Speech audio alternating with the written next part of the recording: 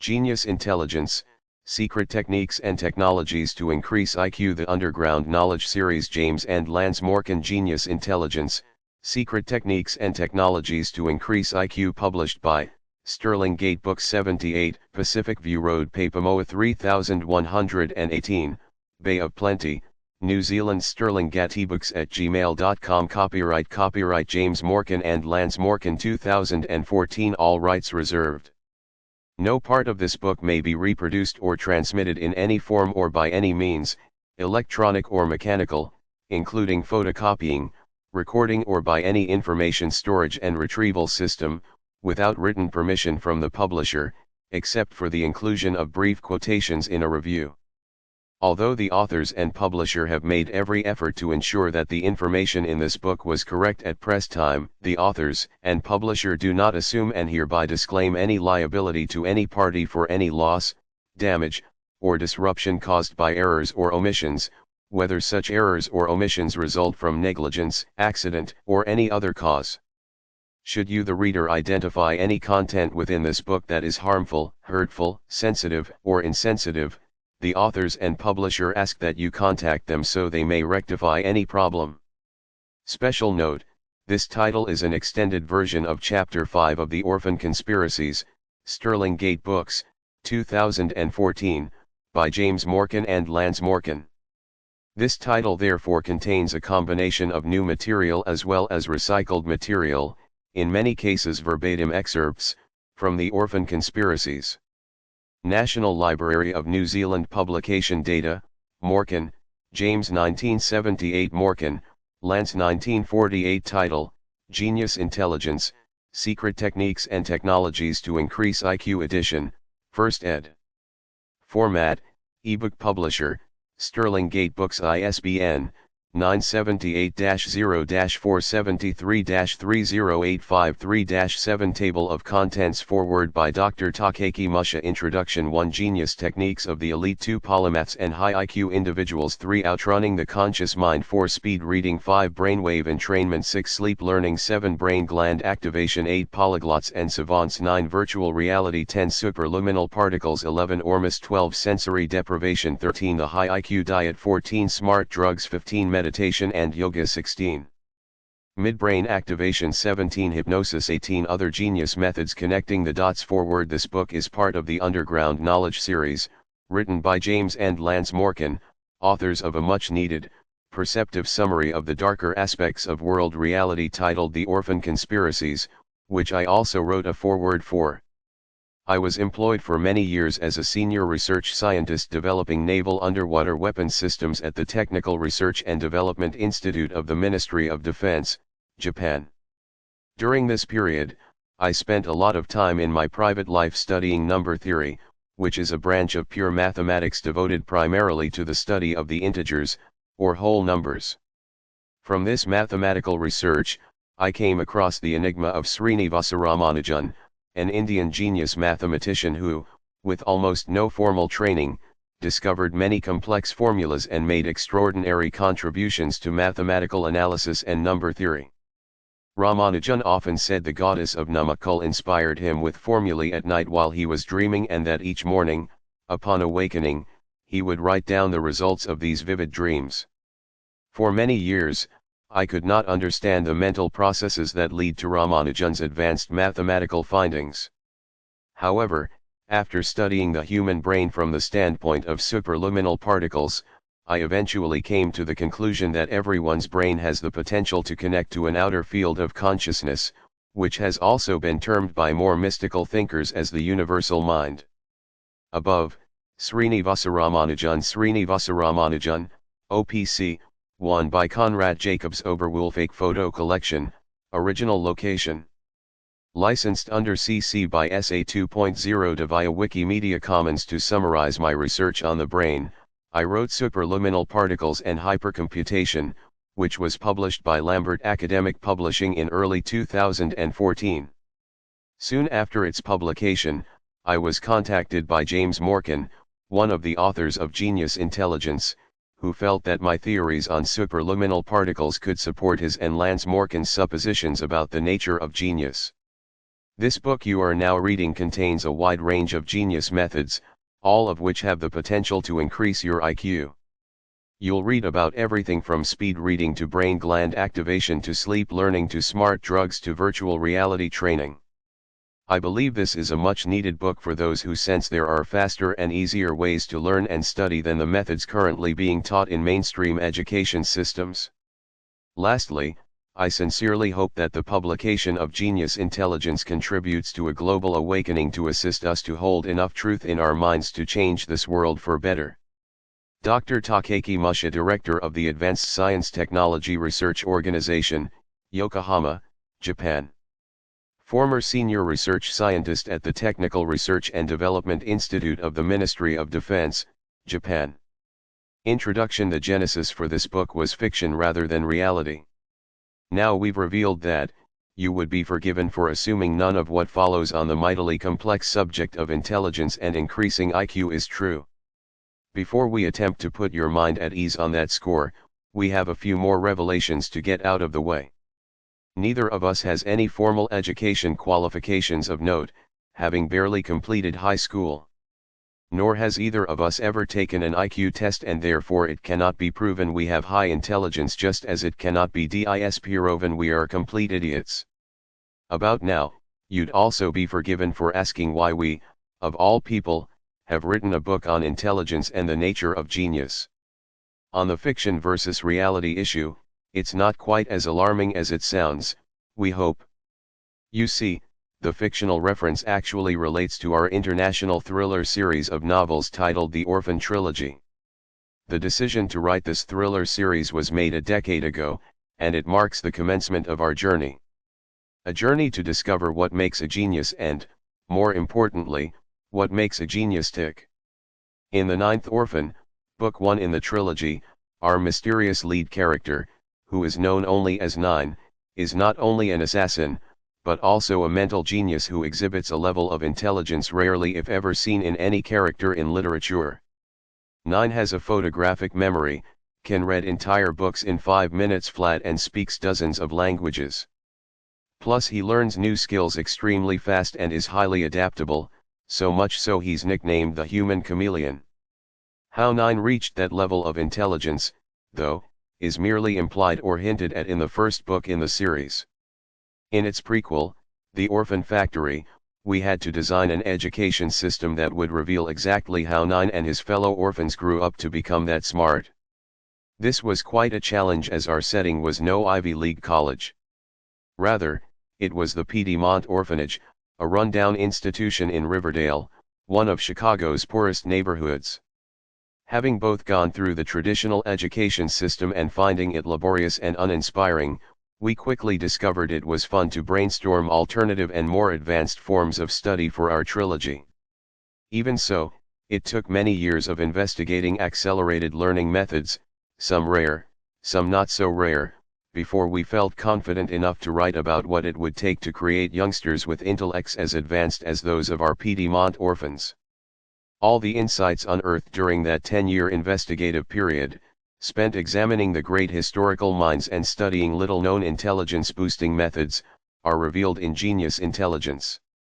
Highlights of our exploration into the world of super learning include many fascinating discoveries, which were totally new, to us at least, and, we expect, in most cases will be new to you, too, and which were certainly outside our personal experience collectively and individually.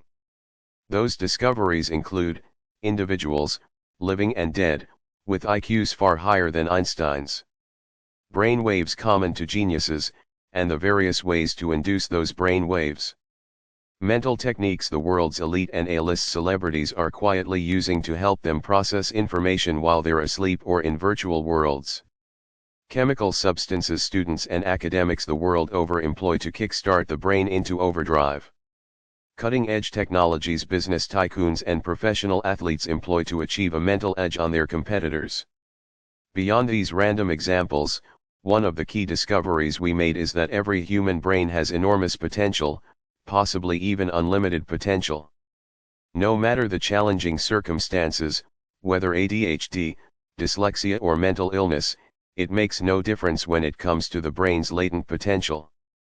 the capacity for achieving genius levels of intelligence remains the same. After all, there has been many a genius with learning disabilities, hyperactivity and genetic brain disorders. The latest scientific studies have revealed extraordinary findings. The brain is much more flexible and adaptable than previously thought. It can evolve and creatively work around limitations and nullify them. Examples of this phenomenon even include brain-damaged individuals who have been shown to be capable of achieving equal intelligence to the average person. How or why this is possible is because of the brain's incredible capacity to restructure itself. This rewiring process falls under a category in neuroscience known as neuroplasticity, a broad term used to describe the brain's ability to form new neural connections or to reorganize itself in an attempt to overcome or diminish the effects of old age, substance abuse, or traumatic head injury. Neuroplasticity is scientific proof that intelligence is not something that is locked by a certain age or that cannot fluctuate or increase. Not receiving a college degree or even a high school education doesn't mean genius abilities are out of the question. The same applies for those who come from a background of extreme poverty. History is littered with examples of uneducated and semi-educated individuals from impoverished backgrounds who have gone on to educate themselves and deliver revolutionary breakthroughs within academic circles, the corporate world, the arts, and other walks of life. When the brain's potential is fully unleashed, there can be few if any limitations. Anyone who tells you otherwise isn't up to date with the latest scientific findings on the brain and is exhibiting their ignorance. For the brain's potential is the human potential. Above, the brain, unlimited potential? Human brain female side view by National Institute of Health licensed under public domain via Wikimedia Commons. The other crucial discovery, perhaps the most crucial, to come out of our research is that higher intelligence is not necessarily something you're born with or genetically predisposed toward. In fact, most instances of above the ordinary intelligences are usually acquired through superior learning techniques, many of which we cover in detail in this book. Reading about the greatest minds in history, including recent history, more often than not reveals the individuals concerned, or people close to them, employed specific learning methods. The examples we cite throughout this book shatter the myth that geniuses are always born with exceptional intelligence and/or talent.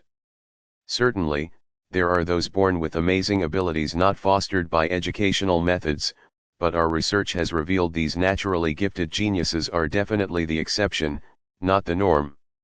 A classic example of this natural-born genius myth is Wolfgang Amadeus Mozart, whom most believe was simply a wunderkind, or virtuoso, from infancy. Many brain researchers have also described the Austrian composer as someone who just had incredible musical and artistic abilities from birth. Above, Mozart as a child. Wolfgang Amadeus Mozart II by anonymous, possibly by Pietro Antonio Lorenzoni, 1721–1782, portrait owned by the Mozarteum, Salzburg.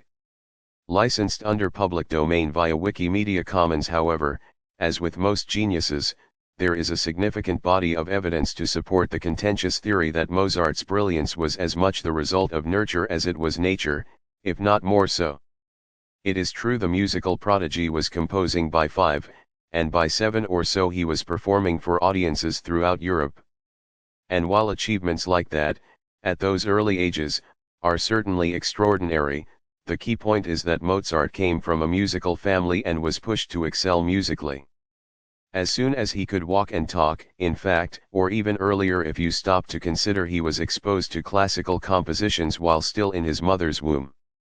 The young Mozart's father Leopold was a renowned composer in his own right and an ambitious musical teacher who wanted his son to achieve greatness. History tells us that Leopold forced Mozart Jr. to practice for many hours a day even before he had reached school age. It has been estimated that by the time Mozart was 6 he had already spent about 4,000 hours studying music.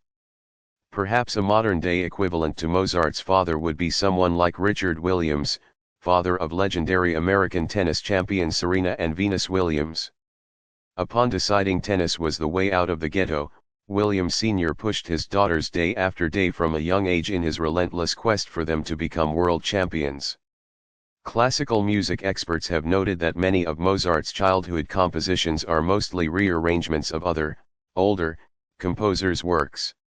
Not being experts in classical music, or any music for that matter, we can't comment, but if true, that would further undermine the enduring myth about the great composer being an innate genius who could rely solely on his natural talent and who hardly needed to practice.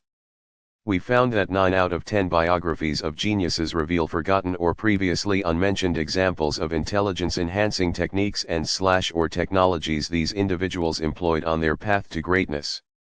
Traditionally, IQ has been perceived as a genetic trait in much the same way an individual's height or body type is perceived, in other words a fixed trait or state, and therefore, thought to be, something that could never be altered.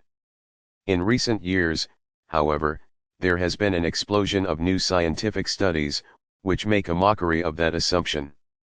These show that cognitive training, whether by mental techniques or brain enhancement technologies, can definitely deliver intelligence-boosting effects. Certainly, you need some natural aptitude to excel in most facets of life, be it mental, physical, or artistic, but if genius was simply a matter of inheriting good genes, then many more of us would be geniuses. Anyway, we predict, or sincerely hope, that formal education will one day be reflective of what occurs within the fictional Piedmont orphanage of our thriller series, minus the assassination training of course. Equally, we firmly believe some if not most of the alternative learning methods mentioned in Genius Intelligence will eventually become the norm for students the world over. To return to that other awkward subject, who we are and what the hell we are doing writing about the secrets of the genius mindset. Well, that's a trickier one to satisfy readers on so early in the piece. All we can really say is we write fiction and non-fiction books and produce movies in our dual careers as authors and filmmakers. In our earlier careers, we have between us held a variety of positions in different fields spanning the arts, media, PR, and retail sectors. Those positions include journalist, bookseller, publicist and newspaper editor. So we shall have to leave it up to you as to whether you think this book is a work of genius or not. One reason we wrote this book is because, in our opinion, most other titles on the subject of increasing intelligence make for disappointing reading. In the main, they are not written for the average person. They're written for academics by people with PhDs. The end result, more often than not, are books that resemble academic text and which rarely venture beyond scientifically proven and well-established mainstream methodologies. Paradoxical though it may sound, we are convinced that not being from the world of academia, or even being particularly studious, eminently qualified us to write this book. After all, we wrote it to empower the average individual, the common working class person. We can relate to such people as that's exactly our background. One thing we can promise is that after researching far and wide in some unusual and unlikely places, the pages of this book contain the most advanced accelerated learning methods available on the planet. Wishing you well on your path to increasing your IQ. James Morgan and Lance Morgan. One Genius Techniques of the Elite. It has long been speculated that secret societies, mystery schools, intelligence agencies, and other clandestine organizations have advanced learning methods superior to anything taught in even the most prestigious universities. Methods which are only ever taught to the chosen few, initiates who have all sworn an oath to keep the group's syllabus in-house and never reveal any of the teachings to outsiders. On the rare occasions the public get wind of these types of advanced learning techniques, usually via information leaked to the internet, sometimes via published books, they are seldom tested or given the attention they deserve and so largely remain in obscurity. One reason for this could be the advanced techniques are often not comprehensible because whoever is behind them has withheld the overall curriculum. There's many a tale of mysterious figures from secretive groups mastering skills, languages, and even complex career paths so quickly that most would say it's impossible. But that opinion assumes we common people know of, or have access to, all the learning methods known to man. If we are to assume there are superior learning methods not taught in our mainstream education system, then this naturally leads to other questions. What if your child's top-notch education is actually a second-rate education? Or, If you are a student, what if that professor you look up to is no mastermind, but just a tool of an inferior learning institution? None of this is to disrespect formal education. It plays a vital role in society and the betterment of mankind, and only a fool would doubt the importance of getting a good education. Nor are we suggesting there isn't the odd learning institution that teaches at least some accelerated learning techniques, although such establishments would probably exist on the fringes of mainstream education. The Montessori system is possibly one such example, as it allows children to have greater freedom of expression and to learn in playful and organic ways. Successful alumni of the Montessori education system include Amazon founder Jeff Bezos, Nobel Prize-winning author Gabriel Garcia Marquez, Wikipedia founder Jimmy Wales, tennis champion Roger Federer, and Google co-founder Sergey Brin and Larry Page. Above, Roger Federer. Montessori alumni are Federer Australian Open 2014 by Peter Myers from Melbourne, Australia. Federer, Oz Open 2014. Licensed under CC by 2.0 via Wikimedia Commons. In general, however, accelerated learning methods are more likely to be found outside the modern education system. Let's face it, wherever in the world you go, real prodigies are the exception, not the norm in the present system. Those rare individuals whom society labels as geniuses are almost always freaks of nature and are naturally gifted rather than being diligent students who became geniuses as a result of their education. I'll be a genius and the world will admire me. Perhaps I'll be despised and misunderstood, but I'll be a genius, a great genius. Salvador Dali. Written in his diary at the age of 16. To polymaths and high IQ individuals, the purpose of having the orphans study all these diverse fields was not for them to just become geniuses, but to become polymaths, meaning they would be geniuses in a wide variety of fields. Whether they were studying the sciences, languages, international finance, politics, the arts, or martial arts, they would not stop until they'd achieved complete mastery of that subject. Kent Bridge himself had encyclopedic knowledge about almost everything, and expected nothing less from his orphans. The Ninth Orphan. A book critic who reviewed The Ninth Orphan, book 1 in our thriller series, criticized our protagonist 9, the ninth-born orphan, for having an IQ, or intelligence quotient, higher than Einstein's. The strong implication in the review was that this was a ridiculous character decision we, the authors, had made. That all sounds like a valid criticism on the surface, but had this critic gone beyond his own sphere of knowledge and done a little research, he would have discovered there are many people whose IQs have been recorded to be higher than Einstein's. American author Marilyn Vos Savant, for example, has an IQ of 192, Russian chess grandmaster and former world champion Garry Kasparov has an IQ of 194. Incidentally, Einstein's IQ was estimated in the 1920s to between 160 and 190. But wait, there's much more when it comes to the world of super geniuses. Quite a few individuals have tested in excess of a 200 IQ score, including South Korean civil engineer Kim Il-young, 210, former child prodigy and NASA employee Christopher Hirata, 225, and Australian mathematician Terence Tao, 225 to 230. And last but not least is American child prodigy, mathematician, and politician William James Sidis, who had an IQ of 250 to 300. He graduated grammar school at age 6, went to Harvard University at age 11 and graduated cum laude at the age of 16. Sidis, who died in 1944, could fluently speak 40 languages by the time he reached adulthood. Above, Sidis, 20th century child prodigy. William James Sidis 1914 by unknown, the Sidis Archives. Licensed under public domain via Wikimedia Commons. Remember, the average IQ is 100 and approximately 50% of those tested score between 90 and 110. According to the book IQ and the Wealth of Nations, by Dr. Richard Lynn and Dr. Tatu Van Hanen, the top 5 countries in terms of average IQs of their citizens are Hong Kong, 107, South Korea, 106, Japan, 105, Taiwan, 104, and Singapore, 103. Further down the list, China, New Zealand, and the UK share equal 12th position with a 100 average, while the US is in 19th position with an average citizen IQ of 98. However, many scholars in the 21st century now believe IQ scores aren't everything, and it's likely areas of intelligence exist that cannot be measured in any test. This is possibly substantiated by the number of successful and iconic individuals who recorded very low IQ scores.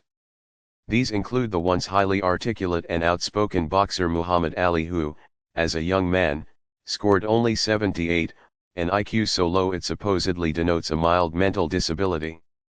And of course, the list of the world's so-called most intelligent excludes extremely bright individuals in impoverished parts of the world where IQs are, or were, rarely tested.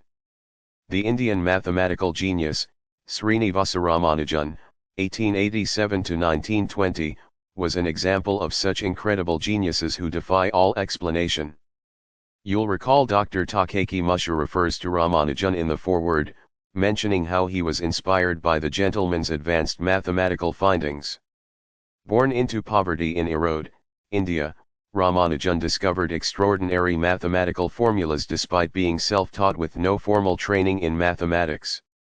He changed the face of mathematics as we know it and left many highly educated and acclaimed Western mathematicians completely gobsmacked. Furthermore, the other high IQ individuals mentioned earlier are only in the top bracket of those who agreed to undergo IQ tests and allow their scores to be published. It's quite conceivable certain elite individuals belonging to secret societies, mystery schools, or intelligence agencies do not reveal their IQ scores. That secret intelligence factor was the basis for our fictional Piedmont orphans in the Orphan trilogy, whom we either state or imply have IQs of around 200 or higher. As a result of the accelerated learning techniques within the diverse curriculum that begins before they can even walk or talk, the orphans can assimilate and retain phenomenal amounts of information. By their teens, the child prodigies are more knowledgeable even than adult geniuses. They can solve complex problems, are fully knowledgeable about almost any current world subject or historical event, and are to all intents and purposes organic supercomputers and human library databases. Our orphans are exposed to highly advanced learning methods so that they will have at their disposal all the necessary skills and information to be able to overcome life and death problems that may arise on future espionage assignments. They're taught there is no challenge or question that cannot be overcome, solved, or answered as long as they fully utilize the power of their minds. Each child at the Piedmont orphanage eventually becomes a polymath, a person who is beyond a genius. It's a word we use throughout the trilogy as we felt it best describes the orphans' off-the-scale intellects. A polymath is actually a multiple subject genius. However, the criterion for a polymath is someone who is an expert in vastly different, almost unrelated fields. For example, an artist who works in the film, theater, and literary industries and who is a masterful actor, screenwriter, novelist, film director and film producer would not qualify as a polymath, as those fields are all artistic mediums and closely related. Rather, a polymath is someone who has excelled in, or completely mastered, a variety of unrelated or loosely related subjects. These could be as diverse as economics, dance, architecture, mathematics, history, forensic science, cooking, and entomology. And before you go calling yourself a polymath, don't forget you must be an expert in each field. Unfortunately, being a jack of all trades and master of none doesn't count. One of the best examples of a polymath is Leonardo da Vinci. Born in Italy in 1452, Leonardo was a sculptor, painter, architect, mathematician, musician, engineer, inventor, anatomist, botanist, geologist, cartographer, and writer. Although he received an informal education that included geometry, Latin, and mathematics, he was essentially an autodidact, or a self-taught individual. Above, Portrait of Leonardo da Vinci c. 1510. Francesco Melzi, Portrait of Leonardo, UGA 14795 by Francesco Melzi. Web Gallery of Art. Licensed under public domain via Wikimedia Commons. The man who many have called the most diversely talented person who ever lived, left behind an array of masterpieces in the painting world alone, including The Last Supper, Mona Lisa, and The Vitruvian Man. Above, Leonardo da Vinci's The Vitruvian Man. Da Vinci Vitruve Luke Viator by Leonardo da Vinci. Own work. www.lukenix.be. September 8, 2007, Photograph. Photograph. This image is the work of Luke Viator /www.lukenix.be. The knowledge of all things is possible. Leonardo da Vinci 3. Outrunning the conscious mind. The subconscious was always favored over the everyday conscious mind, which was considered too slow to be effective. The orphan factory. Developing a genius mindset essentially comes down to two things: operating at speed and using the subconscious mind more than the conscious. This intuitive or relaxed approach to study is the polar opposite of traditional and mainstream forms of education. Apart from some artistic subjects like music or dance, learning institutions generally require pupils to concentrate hard at all times. In other words, students have no choice but to always use their conscious minds, thereby suppressing the great reservoir of the subconscious. When we are forced to think slowly like this, our brain functions at well below optimum levels. That's why school students often feel exhausted, as studying in this fashion is incredibly draining. But how can we feel mentally drained when neuroscientists and brain researchers agree we each only use a tiny percentage of our brain? In the Orphan trilogy, our orphans often go into a daydream state whenever they need answers to life and death situations. This is because when you defocus, you allow your intuitive self, or your subconscious mind, to deliver the answers you need. It just happens, without reaching for it. We've all experienced pondering a problem all day long only to find we receive the solution when forgetting about the problem and thinking of something else. When we stop concentrating so hard, we allow our subconscious to flourish, and those who do this more than others are sometimes called geniuses. As head of the Piedmont Orphanage, Tommy Kentbridge says to his students in the Orphan Factory, "The subconscious mind is where all higher intelligences exist." Every genius throughout history, Tesla, Einstein, Da Vinci, tapped into the infinite power of their subconscious minds. Studies have shown the subconscious mind can process around 11 million bits of information per second. The conscious mind, however, can only process about 15 to 16 bits of information per second. Quite a difference. One of the best ways to bring the subconscious mind into the equation is to outrun the conscious mind by going so fast it literally can't keep up. So, at Chicago's Piedmont Orphanage, our orphans do everything at speed. They're also taught how to learn things indirectly instead of directly. By skirting around the edges of complex subjects, the children never get information overload or lose their way.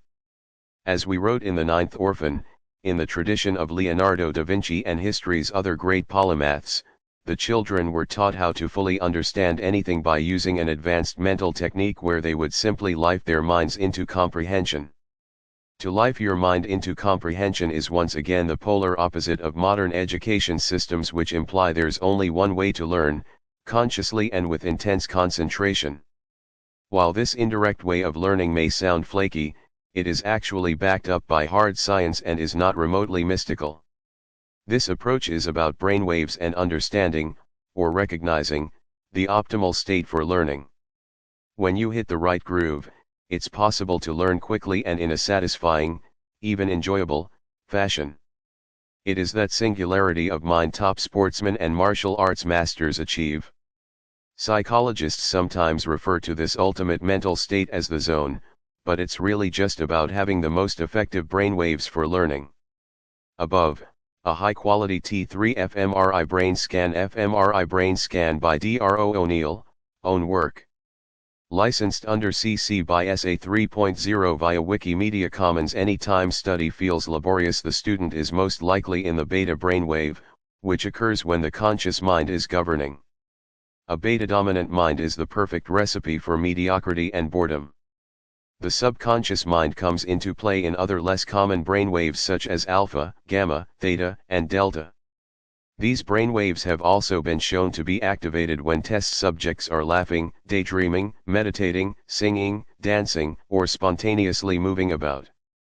Now, how many math or English teachers would tolerate those activities in their classrooms? What if there really is a much quicker, less methodical way of learning that allows you to learn without learning? Sounds paradoxical, doesn't it? Talent hits a target no one else can hit. Genius hits a target no one else can see. Arthur Schopenhauer. For speed reading. The early development of speed reading can be traced to the beginning of the 20th century, when the publication explosion swamped readers with more than they could possibly handle at normal reading rates. Tony Buzan. One of the most important skills our Piedmont orphans possess is the ability to speed read. Having vast amounts of knowledge, or being walking encyclopedias, is a common trait in geniuses, and even more so in polymaths. Probably the simplest way to gain this amount of knowledge is to learn to read very, very fast. Speed reading is therefore at the core of the radical education program we designed in our conspiracy thriller series. However, our orphans technique is much more advanced than the majority of speed reading programs currently available to the public. Many such programs simply offer complementary reading skills rather than allowing for a whole new way to absorb the written word. As we say in The Ninth Orphan, it wasn't so much speed reading as mind photography, a technique where the practitioner taps into the brain's innate photographic memory. The orphans were taught how to use their eyes and open their peripheral vision to mentally photograph the page of a book, magazine, or newspaper at the rate of a page per second. Then they'd consciously recall every detail as if they'd read the material at normal, everyday reading speed. Tens of thousands of books, on all manner of subjects, were sent to the Piedmont orphanage to keep up with the children's prolific reading habits. The technique we wrote about was inspired by the most sophisticated speed reading methods in the real world, as well as analysis of renowned speed readers. It's also based on the brain's scientifically proven ability to pick up things subliminally and rapidly. By incorporating peripheral vision and photographic memory, it's possible to mentally scan or photograph entire pages at a time rather than one word at a time. This method enables the Piedmont orphans to read at the rate of about 20,000 words per minute. That's many times faster than most readers can manage. In fact, the average reading speed is only 300 words per minute, or about 1 page per minute. Although some skeptics, along with one or two book critics who reviewed our thriller series, have expressed doubt over whether the human brain can absorb such vast quantities of data all at once, speed reading is not fiction. And it has some famous devotees. Various U.S. presidents were confirmed or rumored speed readers. They include Theodore Roosevelt, Franklin Roosevelt, John F. Kennedy and Jimmy Carter. Theodore, Teddy, Roosevelt, a self-taught speed reader, is reported to have read a book before breakfast every single day while serving as president. Teddy's recall was said to be perfect and he would often quote from the books he read. Kennedy studied under American speed reading expert Evelyn Wood, who could read at an impressive 6,000 words a minute. JFK claimed he could read at around 2,000 words per minute with a very high comprehension rate.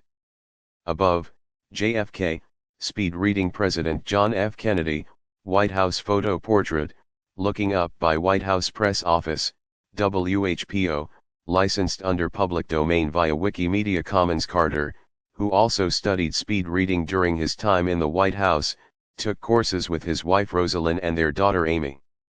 The fact that Dwight D. Eisenhower said don't be afraid to go in your library and read every book may well allude to the fact he was yet another U.S. president who could speed read. After all, who else but a speed reader would have the time or ability to read every book in their local library? Best-selling author, life coach, and motivational speaker Anthony Robbins practices speed reading and recommends it to audiences, personal clients and his readers. In 2007, when J.K. Rowling's Harry Potter and the Deathly Hallows was published, six-time world champion speed reader Ann Jones was the first to read it. Jones finished the 200,000-word, 759-page hardcover book in 47 minutes flat. Immediately afterwards, she completed a book review and sent it out to media outlets to prove her total comprehension of the story. Jacques Bergier, French resistance fighter, spy, journalist, chemical engineer, and author of the best-selling book The Morning of the Magicians, was a born speed reader. He started reading magazines and newspapers as a toddler, and by the age of 4 was fluent in 3 languages. By the time he reached adulthood, Bergier was reading 10 books a day. New Yorker and State University graduate Howard Berg was listed in the 1990 Guinness Book of World Records as the world's fastest reader. His reading speed was clocked at a remarkable 25,000 words per minute. Berg says his skill was developed out of boredom. He spent his childhood in the library, which was apparently the only place in the world that interested him. Autistic savant Kim Peek, 1951-2009, was one of the world's foremost speed readers. The real-life inspiration for Dustin Hoffman's character in the 1988 movie Rain Man, Peek read at between 10,000 and 20,000 words per minute and had a 98% comprehension rate. His method was to read 2 pages simultaneously, one with each eye. Spending most of his days in the public library in Salt Lake City, Utah, Peek read many thousands of books. Above, Kim Peek, the real Rain Man Kim Peek, diagnosed with savant syndrome, licensed under attribution via Wikimedia Commons. Of all the examples of speed readers, living or deceased, Peek's methods are closest to those described in the Orphan Trilogy. We sincerely hope in years to come scientists will figure out exactly how Peek so readily absorbed information from books so that children can be taught the technique the world over. In junior high, Robbins took a speed reading course and began consuming what would be nearly 700 books through high school, mostly on psychology and personal development. December 27, 2013 article about Anthony Robbins in Investor's Business Daily. Since the term speed reading was coined by Evelyn Wood more than 50 years ago, the skill has featured in various TV series and Hollywood movies. In the 1996 feature film Phenomenon, lead character George Malley, played by John Travolta, exhibits extraordinary speed reading skills. Dr. Spencer Reid, one of the main characters on the hit TV series Criminal Minds, is also a speed reader. There's a speed reading scene in the 2004 spy film The Bourne Supremacy, starring Matt Damon, in which CIA agent Pamela Landy, played by Joan Allen, is seen reading agency files at rapid speeds. Landy uses her finger to run up and down over text on each page. This finger-pointing method is a real speed reading technique known as meta-guiding. In Good Will Hunting, another Matt Damon movie, Damon, who plays natural-born genius Will Hunting, is seen alone in his apartment flipping through page after page of a book without pause. Whether these two films on the actor's resume are just a coincidence or whether he's a closet speed reader himself is anyone's guess. Above, President Carter speed reading with his daughter Amy. Amy Carter and Jimmy Carter participate in a speed reading course at the White House.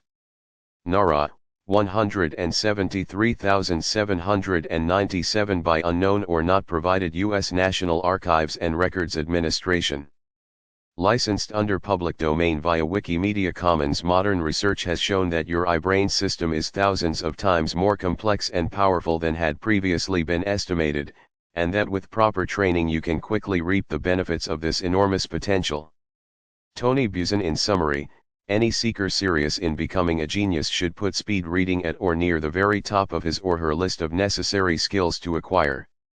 We recommend avoiding any of the common speed reading courses that mention terms and phrases like chunking, skimming, skim reading or reading whole sentences at a time, or indeed any courses that only promise students the ability to read 2 to 5 times quicker than the average reader.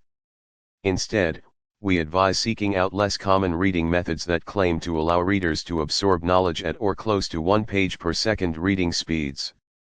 At least 10,000 words per minute would be a wise guideline for pursuing the most advanced reading systems.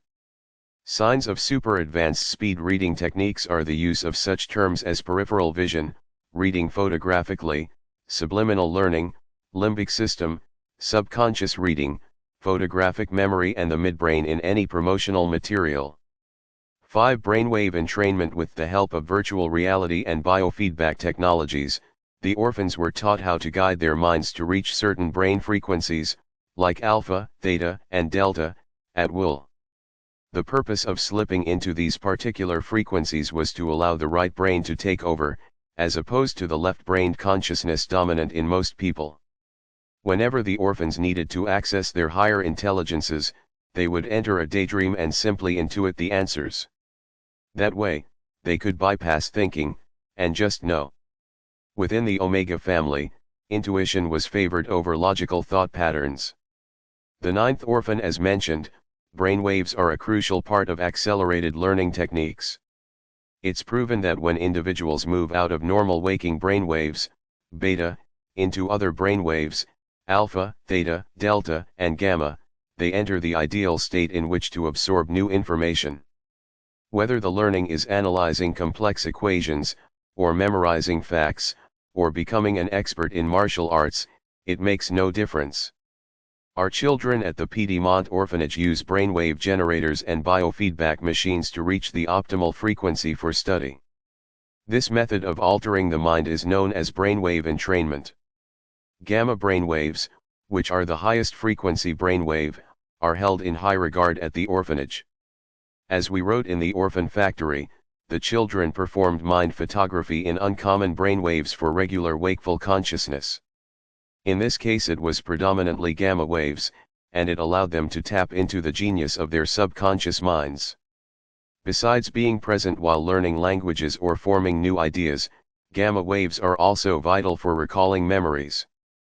And the faster the gamma brainwave, the faster the memory recall is, yet another advantage in doing things at speed. A common goal in most brainwave entrainment technologies or techniques is hemispheric synchronization. This ideal state occurs when the right and left hemispheres of the brain become harmonized or in sync and share similar or identical brainwaves. Studies have shown that when individuals have both hemispheres operating in similar brainwaves like this, they are far more likely to learn and digest new information. Above, left and right brain hemispheres. Human brain longitudinal fissure by Gray, licensed under public domain via Wikimedia Commons. Furthermore, from such studies it is also apparent that most high IQ individuals, and those whom society describes as geniuses, have their brain hemispheres in sync more often than the average person. In some cases this is a form of conscious self-programming where the genius is fully aware of the ideal brain state he or she needs to be in to perform complex mental feats, and also has the ability to mentally guide him or herself at will into hemispheric synchronization. In many other cases, however, it is just a fortunate skill they have been born with, and the individual is completely unaware of their good luck in inheriting such a tool. Geniuses who lived before the invention of EEG equipment and the discovery of specific types of brainwaves would likely fit into this category. Some modern brainwave technologies used to achieve hemispheric synchronization include biofeedback machines, purposefully designed audio recordings, such as binaural beats, monaural beats, and isochronic tones, and hypnagogic light and sound machines. Another impressive technology that has been shown to significantly alter brainwaves and put users in the ideal state for learning is Dr. Patrick Flanagan's neurophone. Invented in 1958 when Flanagan was only 13 years old, the neurophone is a US-patented electronic nervous system excitation device that transmits sound to the brain through the skin and via the nervous system. Above, Dr. Patrick Flanagan with the latest model of his neurophone invention. The invention earned the American doctor a profile in a 1962 edition Life magazine while he was still in his teens. Life referred to him as a unique, mature, and inquisitive scientist. His website mentions Dr. Flanagan has continued to develop the neurophone and it is currently being sold as an aid to speed learning. 6. Sleep learning. While the child was asleep, a broadcast program from London suddenly started to come through, and the next morning, little Reuben woke up repeating word for word a long lecture by that curious old writer. The principle of sleep teaching, or hypnopedia, had been discovered. The principle had been discovered, but many years were to elapse before that principle was usefully applied. They thought that hypnopedia could be made an instrument of intellectual education. Aldous Huxley, Brave New World. Even at night, the Piedmont orphans' education continues through hypnopedia, or sleep learning. Audio courses play through headphones they wear, and our orphans are able to learn new subjects like high finance or foreign languages while asleep. Hypnopedia comes from the Greek hypnos, meaning sleep, and paideia, meaning education. Although still not conclusive, some research has shown the subconscious mind is very receptive to absorbing knowledge whilst we sleep. There are numerous references to hypnopedia in Aldous Huxley's 1932 dystopian novel Brave New World. 30 years later, this unusual learning method was also mentioned in A Clockwork Orange, another dystopian novel, by Anthony Burgess. Above, Aldous Huxley, Hypnopedia believer Aldous Huxley by not given, transferred from TR Wikipedia licensed under public domain via Wikimedia Commons. The popularity of these best-selling novels coincided with the release of positive results of preliminary studies into sleep learning, ensuring that hypnopedia became relatively well known around the world and interest in it blossomed. However, from the early 1960s onwards, more in-depth scientific studies were conducted in laboratories in the US and the UK, disproving the theory that humans could learn during sleep. Even though many students in numerous countries kept claiming they achieved better exam results after listening to audio recordings on subjects whilst asleep, official studies simply did not confirm this. As a result, hypnopedia was discredited for about 50 years and slipped into obscurity in scientific and education circles. Only in the last few years has the potential learning method resurfaced. Recent studies are beginning to contradict earlier experiments, and it may not be long before hypnopedia is proven to be a valid form of education.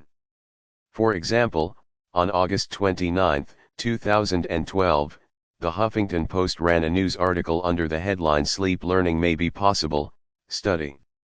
The article mentioned a new study by researchers at the Weizmann Institute of Science, which demonstrated test subjects learned new information while asleep.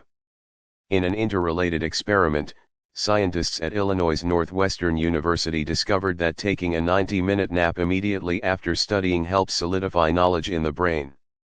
They taught new things, both physical and mental, to people and then tested them on how well they remembered and applied the knowledge taught. There were two groups involved, one whose members slept after learning and one whose members stayed awake the whole time.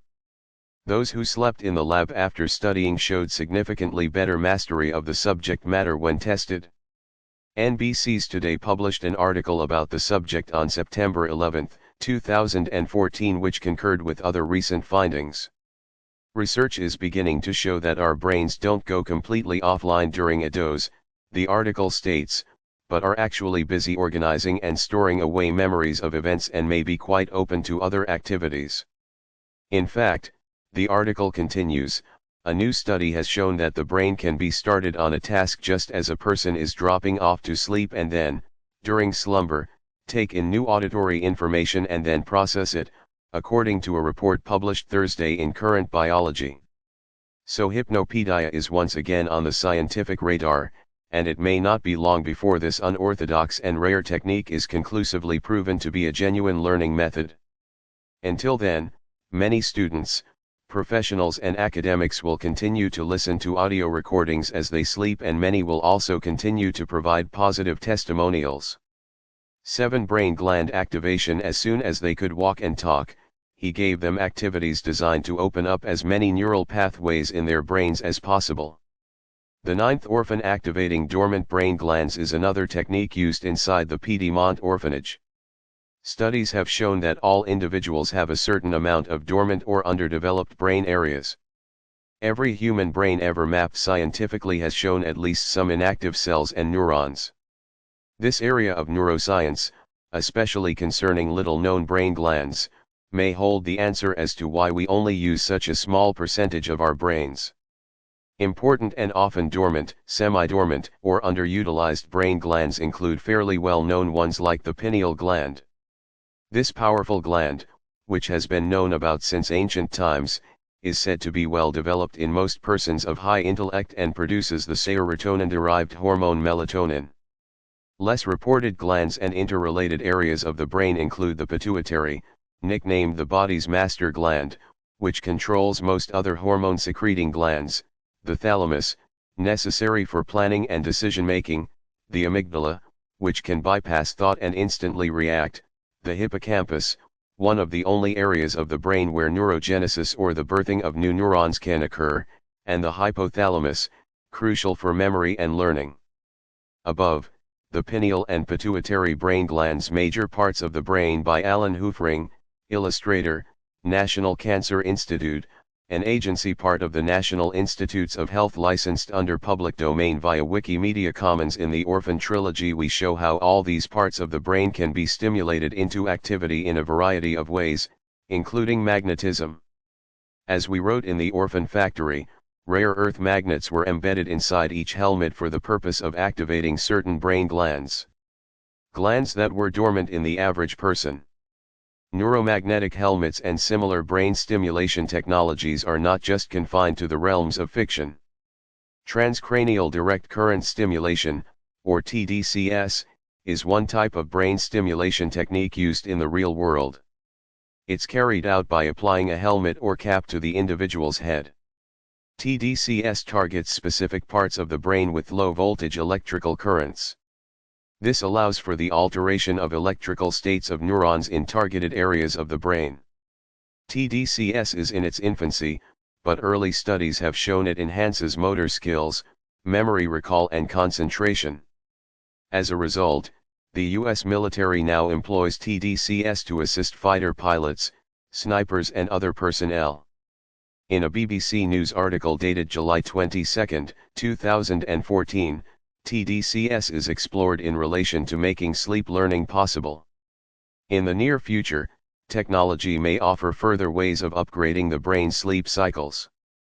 Memory consolidation is thought to occur during specific, slow, oscillations of electrical activity, so the idea here is to subtly encourage those brain waves without waking the subject.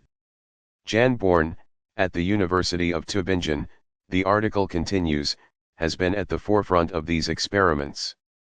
In 2004, he found that he could help amplify those signals using transcranial direct current stimulation, TDCS, which passes a small electric current across the skull, successfully improving his subject's performance on a verbal memory test. In 2013, several TDCS inventions became commercially available to the public for the first time. Leading UK newspaper The Guardian ran an article on February 5, 2014 under the heading "Can an electronic headset make you a better video gamer?" The article mentions a specific device that uses the principles of TDCS, transcranial direct current stimulation, sending a small current of between 0.8 and 2.0 mA through the prefrontal cortex through electrodes positioned on your forehead. Although the technology is still being refined, many video gamers all over the world are reporting increased mental concentration and better performance. This bodes well for other types of mental exercises, like academic study for example, especially as the TDCS devices become more honed. Transcranial magnetic stimulation, or TMS, is a similar non-invasive brain enhancement technology except it uses magnets instead of electricity. TMS's magnetic fields are capable of altering neurons in targeted areas of the brain. Neuromagnetic helmets and similar devices have been nicknamed ZapCaps, and preliminary studies show they have the potential to improve brain function in numerous ways. Above, TMS technologies stimulate the brain non-invasively. Transcranial magnetic stimulation by Eric Wasserman, MD, Wasserman, Eric. Transcranial brain stimulation. Behavioral Neurology Unit. National Institute of Neurological Disorders and Stroke, National Institutes of Health, United States Department of Health and Human Services. Licensed under public domain via Wikimedia Commons. Another article that ran in The Guardian nicely summarized a recent scientific study that proves TMS's positive influences on the brain. The August 2014 article states that memory can be boosted by using a magnetic field to stimulate part of the brain, a study has shown. The effect lasts at least 24 hours after the stimulation is given, improving the ability of volunteers to remember words linked to photos of faces. The Guardian article quotes Dr. Joel Voss, from Northwestern University, in Chicago, as saying, "We show for the first time that you can specifically change memory functions of the brain in adults without surgery or drugs, which have not proven effective. This non-invasive stimulation improves the ability to learn new things." The latest studies also show that TMS can specifically stimulate the hippocampus, which oversees and directs the entire brain including crucial glands. Formerly it was believed the hippocampus was too deeply embedded in the brain to be stimulated by TMS. However, scientists have recently discovered the hippocampus can be stimulated indirectly via connected brain structures within the reach of TMS's magnetic fields. Another potential method of increasing activity in specific brain glands like the pituitary is by ingesting an unusual substance called ormus. See Chapter 11 for more on ormus. 8 polyglots and savants. The Piedmont orphans all speak a large number of languages and are therefore polyglots. Although we never actually specify how many, it's implied in our trilogy that each orphan can speak dozens of languages. They also have the ability to learn new ones quickly, and more than once we show our orphans, or orphan operatives, completely mastering languages in the days leading up to a new mission. While this may seem far-fetched, there have been persistent reports of CIA agents mastering languages within 1 week. If true, this is most likely a direct result of classified learning techniques or brain technologies not available to the general public.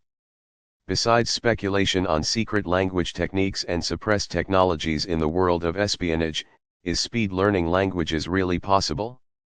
In 2004, British autistic savant Daniel Tammet shocked Icelandic peoples when he appeared on live television to demonstrate his almost overnight mastery of their notoriously complex language.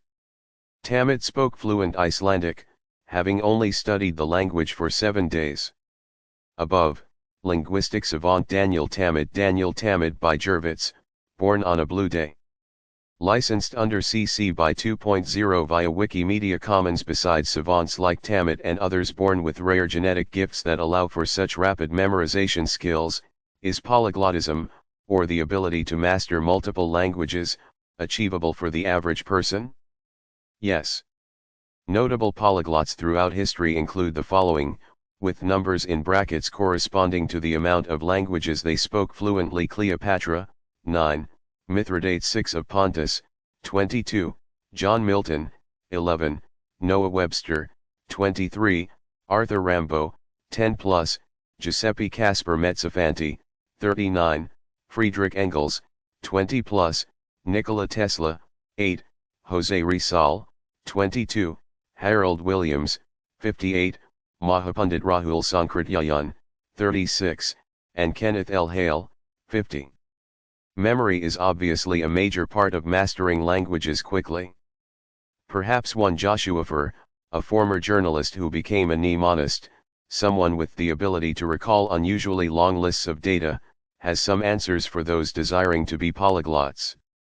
Furr authored the best-selling book Moonwalking with Einstein, The Art and Science of Remembering Everything, which chronicles his journey to becoming a memory expert. The book also describes how after only 1 year of training he was able to become USA memory champion. Memory is like a spider web that catches new information, Furr writes in Moonwalking with Einstein. The more it catches, the bigger it grows. And the bigger it grows, the more it catches.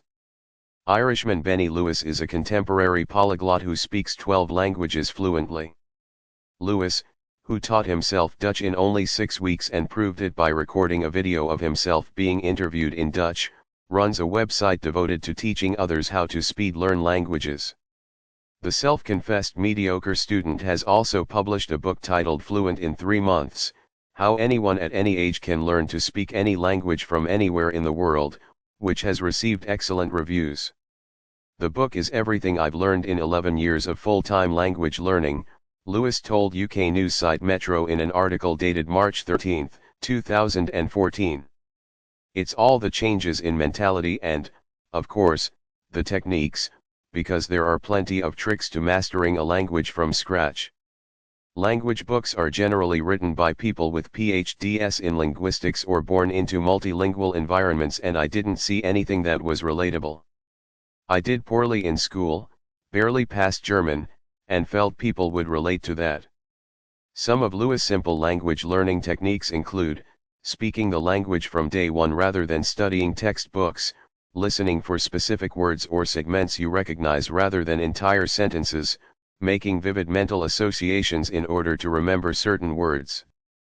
Bulgarian educator and psychiatrist Dr. Georgi Lozanov, 1926–2012, created an education system known as Suggestoptia, which is primarily used for speed learning languages. Although Baroque and classical music is extensively used in the curriculum, Suggestoptia, also sometimes called Suggestopedia, involves a lot more than just listening to specific compositions. Essentially, the controversial and unproven learning method incorporates a combination of passive and active learning. It also employs various arts, including singing, music, drama, and paintings, to put the mind in the most suggestive state for learning. Above, Dr. Georgi Lozanov, creator of Suggestoptia. Lozanov 2008 at Victorsburg by Kazajawara, own work. Licensed under CC by SA 3.0 via Wikimedia Commons. Admittedly, Dr. Lazanov's education system is not a conclusive method for speed learning foreign languages and has been written off as mere pseudoscience by some researchers. However, a report on Suggestoptia by the United Nations Educational, Scientific, and Cultural Organization, UNESCO, makes for interesting reading. Compiled by UNESCO education experts at a meeting in Sofia, Bulgaria in 1978, the report concludes, there is consensus that Suggestoptia is a generally superior teaching method for many subjects and for many types of students, compared with traditional methods. We have arrived at this consensus following a study of the research literature, listening to the testimony of international experts, observing films portraying Suggestoptia instruction and visiting classes in which Suggestoptia is practiced. Dr. Lazanov claimed throughout his career that foreign languages could be mastered in a tenth of the usual time by following his methods. From the numerous examples listed in this chapter, it should be clear that learning multiple languages in rapid time is possible. And, unlike naturally gifted savants such as Daniel Tammet, it should also be noted that Benny Lewis and many other historical and modern polyglots are essentially savants by training. Therefore, it does indeed appear possible for the layman to acquire the necessary skills to become a polyglot. 9. Virtual reality. The world of reality has its limits, the world of imagination is boundless. Jean-Jacques Rousseau, 1712–1778, Virtual reality, VR, is another advanced learning technology utilized within the walls of the Piedmont orphanage. However, we specify it's not VR as most of us know it. This excerpt from the Orphan Factory explains what we are getting at. Like most Omega technologies, it was a technology that was decades ahead of official science, and although virtual reality was widely known and available to the public, this military version had been suppressed from the masses because of its incredible power. Although a suppressed form of the technology lies very much in government cover-up theories, known VR systems have already been proven to be effective in a wide variety of diverse fields. Learning via this technology's computer-simulated environment is currently used the world over in the military, medical, aviation and architectural sectors to name but a few. VR allows users to practice as if they are actually engaging in activities in the real world. The difference between reality and virtual reality can sometimes be so small it's indistinguishable to the human brain. Or to put it another way, as we state in the Orphan Factory, carrying out assignments under the influence of this particular software was no different to performing them in real life, at least not as far as the mind was concerned. Above, a virtual reality learning environment. ISIDO by ISIDO GmbH, ISIDO GmbH. Licensed under CC by SA 3.0 via Wikimedia Commons. An article on VR appeared in Forbes on October 31, 2014, with the bold heading How Virtual Reality Could Transform Society. The article mentions that besides the current application of the technology in video games, the true value of VR may lay in other applications. The technology has serious implications for training, education, and entertainment outside the traditional game space.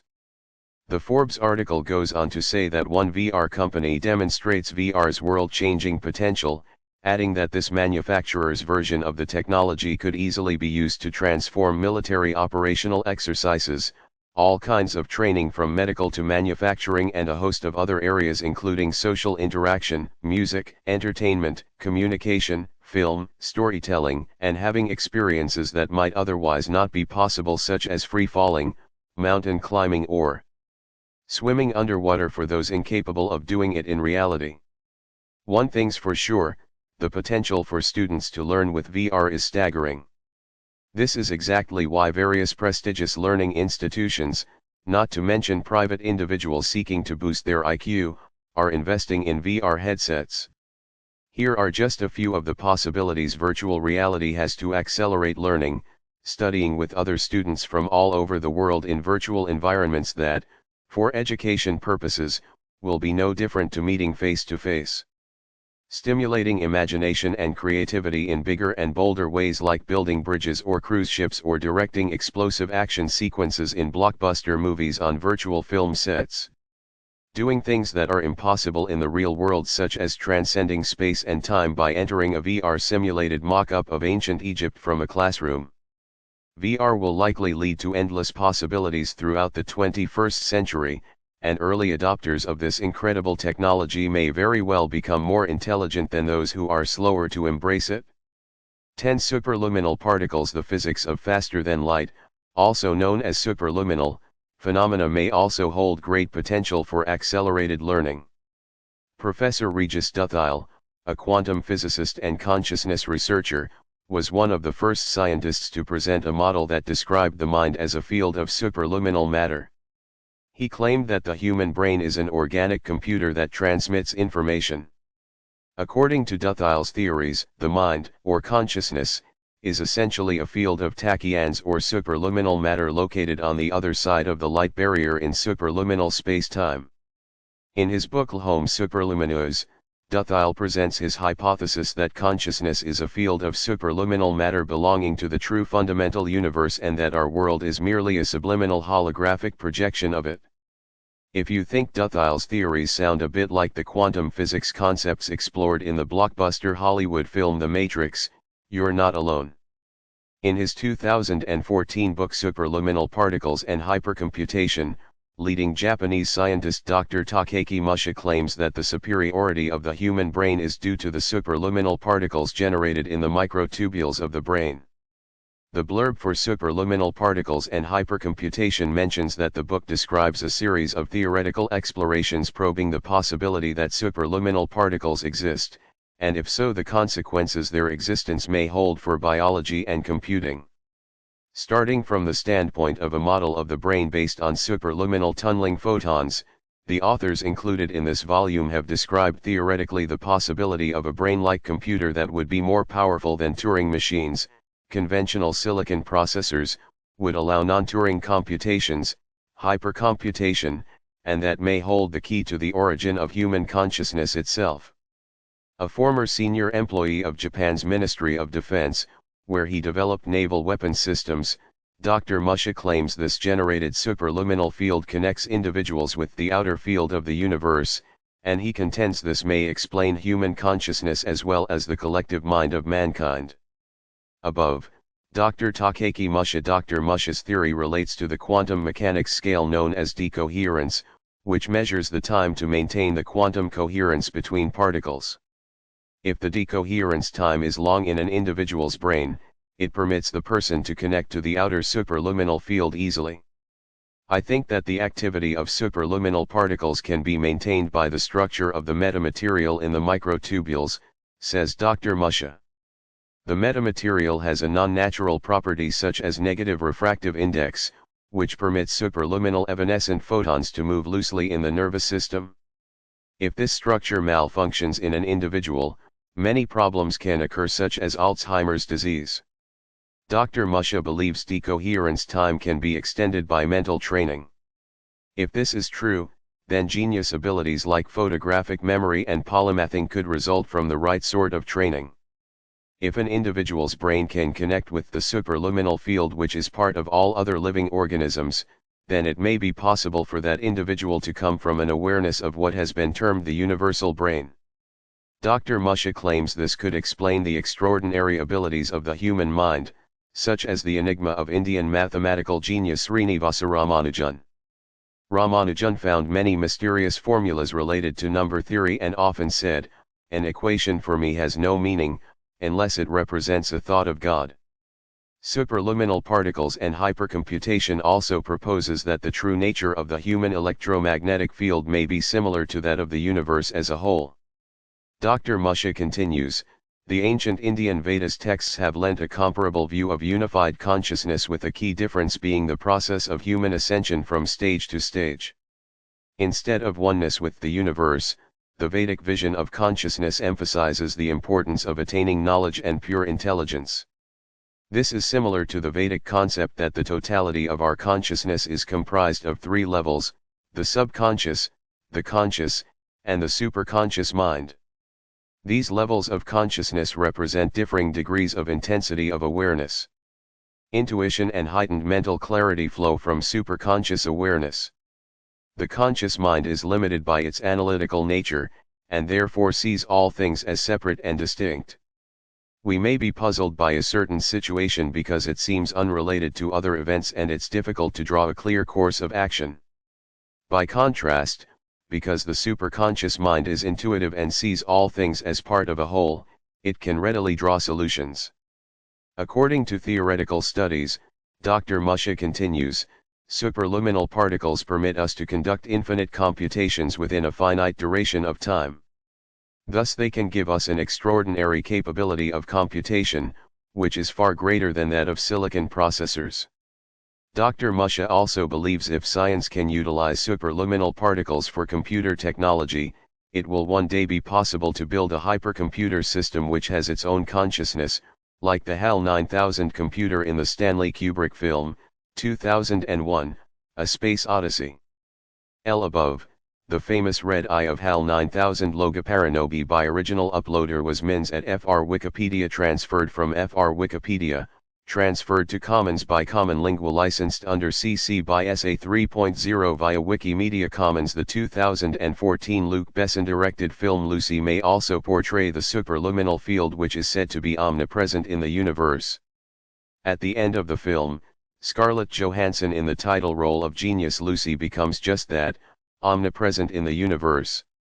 Some of these superluminal theories about human intelligence may relate to what ancient mystics referred to as the Akashic field, which was said to be an etheric database of total knowledge about the Earth's entire history.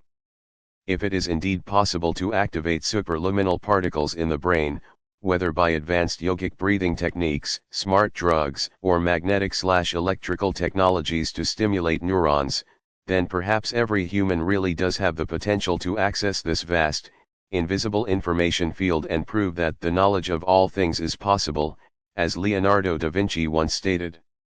However, for the time being at least, more research needs to be done on this particular field of science before geniuses can be created at will. 11. Ormus. The implications for creating a few geniuses or treating brain dysfunctions, using Ormus, are immense.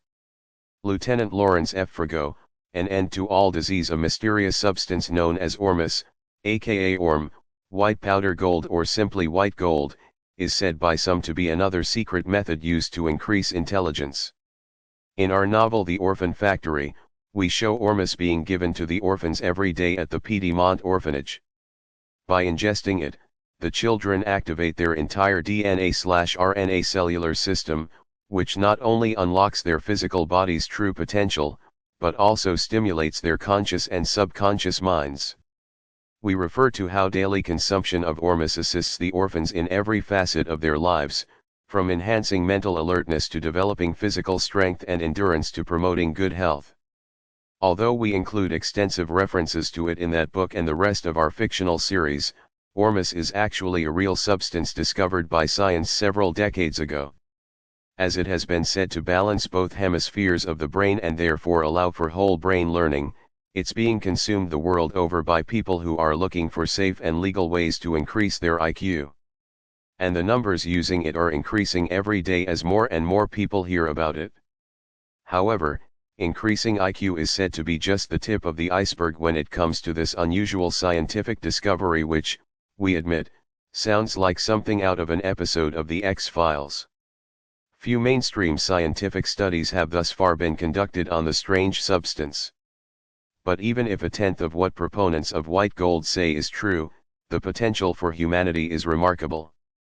Preliminary studies have shown it to assist in a variety of diverse fields including agriculture, engineering, and aeronautics.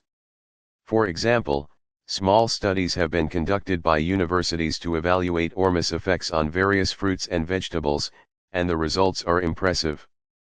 Farmers and growers worldwide have also reported increased growth in crops, nuts, fruits, and vegetables as a result of using ormus. Of course, it's the superconductor's effects on the human brain that we shall concentrate on in this chapter. Aiding memory, assisting mental well-being, helping students achieve better grades, improving eyesight, and correcting damaged DNA are but a few of the astonishing claims surrounding the substance. Ormus test results are apparently off the charts and defy the laws of science. White gold experts explain this by saying the substance exists in the realms of quantum physics and hyperdimensional theory. Skeptics, however, say ormus more appropriately exists in the twilight zone and its benefits are nowhere near conclusively proven. Consumers of the little-known substance, which is created in different forms by hundreds of commercial manufacturers worldwide, come from all sectors of society. Examples range from elite athletes looking for legal performance enhancers to terminally ill people seeking alternative cures for illnesses modern medicine cannot cure to Fortune 500 CEOs attempting to get a mental advantage over competitors. A-list Hollywood stars are also among those who regularly ingest ormus.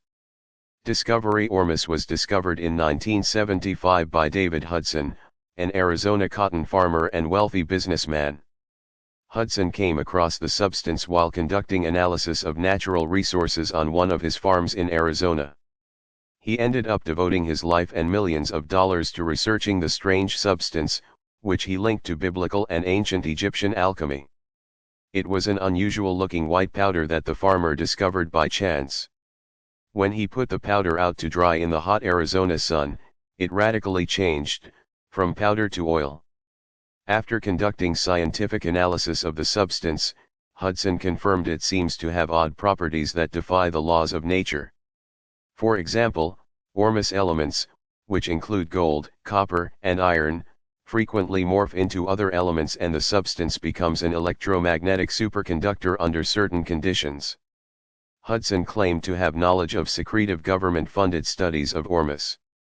He said these experiments took place in laboratories throughout the US and in the Soviet Union in the 1980s. If such experiments did take place, they've never been made public. In the late 1980s, Hudson was issued a British patent by the UK Intellectual Property Office for the ormus product he formulated from his initial discovery. At the same time, he coined a term for the exotic elements he patented, orbitally rearranged monoatomic elements, or ORM. Shortly thereafter, Hudson was informed he no longer had the patent. He claims no clear reason was given and, soon after that setback, he received a visit from the U.S. Department of Defense. Hudson then enigmatically became reclusive and made few if any public appearances for about 20 years. Nor did he make any comments about ormus during that period. Only in the last 2 to 3 years has he ventured into the public arena again, giving lectures about his discovery. Above, David Hudson giving a lecture on ormus. It's worth considering the following excerpt by Barry Carter, arguably the world's foremost expert on ormus and one of the few who personally knows David Hudson, from an article Carter wrote on the subtleenergies.com website. It is my firm belief that, once it becomes widely known, the discovery of the ormus materials will be heralded as the greatest scientific discovery in human history. Scientific properties: ormus is a complex concentrate of chemical elements. Besides gold, it contains a number of other metals including rhodium, iridium, copper, and platinum. These metals are said to exist in the monoatomic state, or M state, an unusual high-spin state of matter where metals don't form bonds or crystals but remain single atoms. Incidentally, Ormus' non-scientific name white powder gold refers to the fact that when processed its appearance is reminiscent of cocaine powder. M-state elements are naturally abundant in seawater, and the pure sea salt in seawater is said to be responsible for these rare, high-spin particles. Ormus properties are also said to be present in most rocks as well as in trees. In addition, various researchers have independently claimed to have found Ormus elements embedded in the DNA structure of animals and plants as well as in human skin, nails, hair, blood, brain and, indeed, in all the organs. Different methods for obtaining Ormus elements have been devised in recent years, the easiest and most common of which involves combining ocean water, lye water, and distilled water in the right fashion. This method is said to be so simple it can be done by anyone in their own home. Supposed formulas, or recipes, have been posted on various websites online. However, it's not clear whether these formulas lead to the same Ormus elements as those David Hudson discovered. Claims of intelligence benefits. As mentioned, Ormus is often taken in an attempt to improve a person's intelligence and overall brain health. In its powdered form, it's usually ingested sublingually, or under the tongue. When taken this way, it goes straight into the bloodstream, which affects the body's entire system, including the brain. Alternatively, in its liquid state, white gold can be drunk as a potion or else applied topically to the skin. Not long after he discovered Ormus and began analyzing it, David Hudson said the substance could repair the body on a genetic level. Proponents also say the substance can correct errors in the DNA and even activate junk DNA.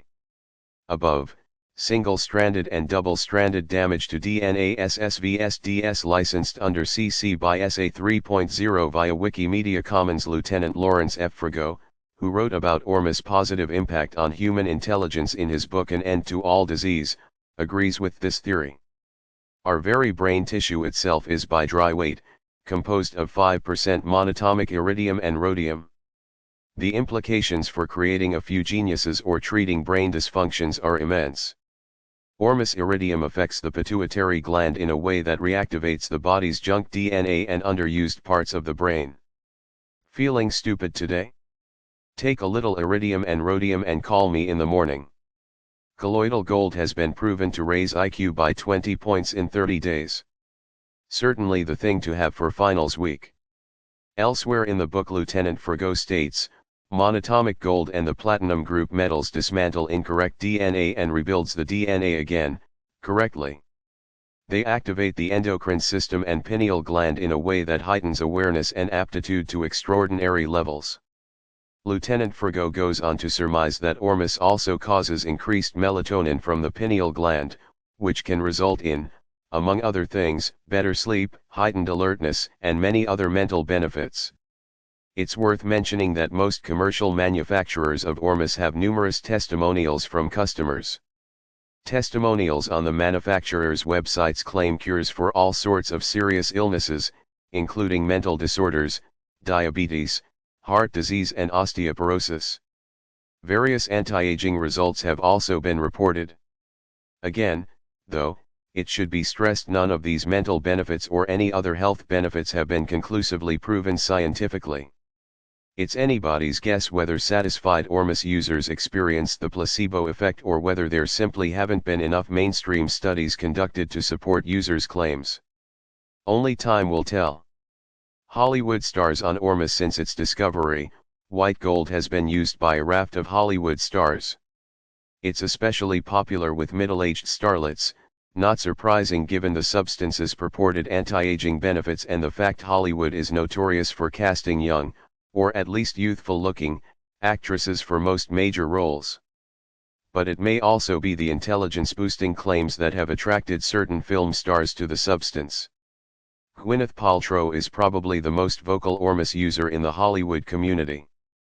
On the website alchemicalelixir's.com a testimonial, of hers, appears as follows. Gwyneth Paltrow said, August 10, 2009, 5:27 p.m. Dear Brendan, congratulations on your wonderful website. I must admit I am a little bit jealous that our little secret about your incredible Ormus is now available to the world. I know I can stand in the way of human evolution, and I am proud of you for your part in raising awareness and the planet's consciousness through your Ormus. God bless you. Love, Gwyneth XPS. Can you send me another few bottles of your latest brew? My stash is running low. Thanks. XX Alchemical Elixirs, which also lists Jennifer Aniston and Audrey Tautou among its clients, is just one of many Ormus manufacturers and suppliers that names film stars, business executives, top sportsmen, and famous musicians among its customers. Above, Gwyneth Paltrow enthusiastic about Ormus. Gwyneth Paltrow AVP Iron Man 3 Paris by Georges Bayard, own work. Licensed under CC by SA 3.0 via Wikimedia Commons. They claimed that it, Ormus, perfects the cells of the body. Well, I can show you tomorrow Bristol Myers Squibb research that shows that this material interreacts with DNA, correcting the DNA. All the carcinogenic damage, all the radiation damage, all is corrected from these elements in the presence of the cell. David Hudson. For around $100 or less you can try Ormus for yourself by ordering it direct from any one of the various commercial enterprises that manufacture or supply it. It appears the manufacturers all use different formulas and, in the tradition of alchemists, those formulas for the most part seem to remain secret. Any mainstream studies into Ormus will be worth keeping an eye on. For the time being, however, the substance remains shrouded in mystery, and it's very hard to find the truth amongst the hype. This task is not made any easier with all the quasi-science commercial manufacturers are using to support their claims.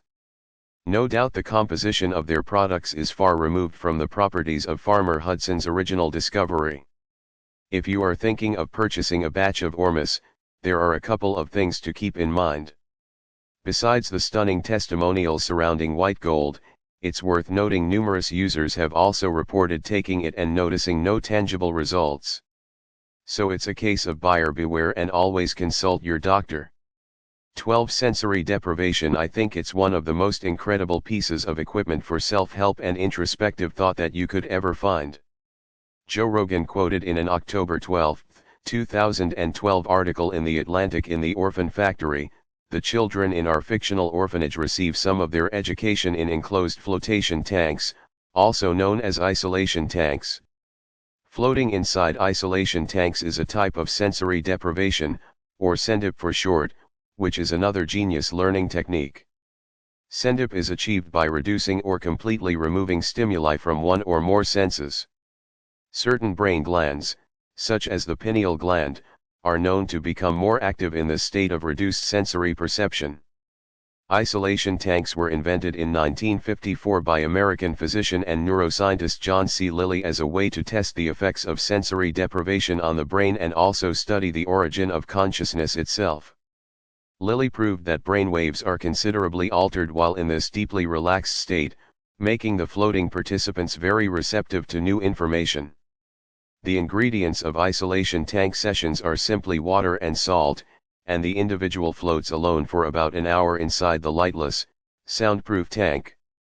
The experience has been likened by many to being inside the womb.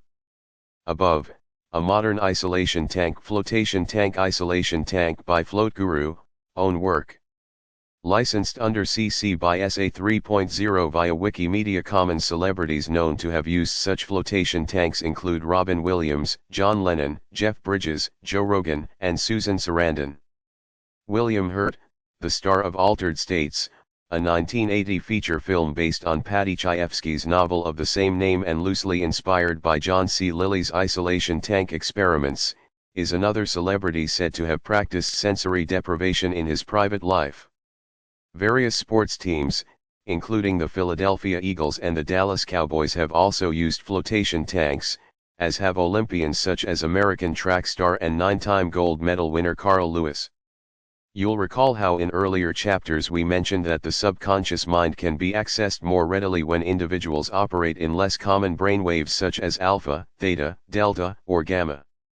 Well, numerous studies have shown that during flotation tank sessions a transition from everyday beta brainwaves to alpha and theta brainwaves nearly always occurs in participants. Such brainwaves are usually only accessible just before, during or after sleep, or otherwise whilst in deep meditation. Being in the theta brainwave is known to be extremely conducive to super learning as well as stimulating other positive interrelated effects such as problem solving, achieving emotional stability and heightened creativity.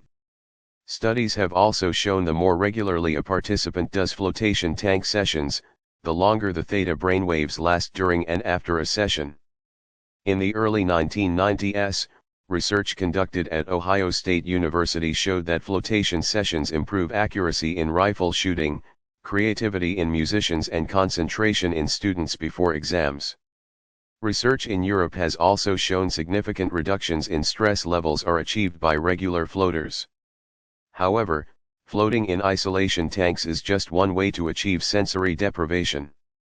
The raw equivalent of flotation sessions is often carried out in scientific laboratories where subjects lie on a bed in a totally dark room with no sound. Even more basic forms of sendip can be achieved with the use of simple items such as hoods, earplugs, or blindfolds. We should also note, but not recommend, other more extreme forms of sendip do exist. These include food deprivation, torture techniques, and even methods that involve putting one's life at risk such as breath play. Yes, as in the BDSM technique that employs oxygen starvation to increase sexual pleasure by making other senses more sensitive. A March 2, 2014 article published on the Listverse site, listing secret habits of geniuses, mentions an additional and highly unusual form of sendip. The writer reports that Japanese inventor Dr. Yoshiro Nakamatsu, who prefers to be called Sir Dr. Nakamatsu, uses an obscure and dangerous sendip technique to receive ideas for his greatest inventions. These inventions include his revolutionary creation of the floppy disk in 1952. The article states, many of his greatest ideas hit him when he was close to drowning. Dr. Nakamatsu believes in the mental benefits of long, airless stints underwater. Dr. Nakamatsu is quoted as saying, "To starve the brain of oxygen, you must dive deep and allow the water pressure to deprive the brain of blood. 0.5 seconds before death, I visualize an invention." Above, Yoshiro Nakamatsu, aka Dr. Nakamatsu. Nakamatsu by Uswaya.pl, own work. Licensed under CC by SA 3.0 via Wikimedia Commons. The eccentric inventor apparently writes down his ideas on a notepad underwater before swimming back to the surface. It goes without saying, we definitely don't recommend trying this form of sendip. 13. The high IQ diet. What you eat can definitely influence your intelligence, studies have universally shown. This is especially true for increasing the IQ of children. A 2011 article headed Food for Thought, Diet Does Boost Your Intelligence, by Richard Alleyne, science correspondent for UK newspaper The Telegraph, confirms that children brought up on healthy diets are more intelligent compared with their junk food eating counterparts, new research suggests. The article states, toddlers fed a diet packed high in fats, sugars, and processed foods had lower IQs than those fed pasta, salads, and fruit, it was found. The effect is so great that researchers from the University of Bristol said those children with a healthier diet may get an IQ boost. Scientists stressed good diet was vital in a child's early life as the brain grows at its fastest rate during the first 3 years of life.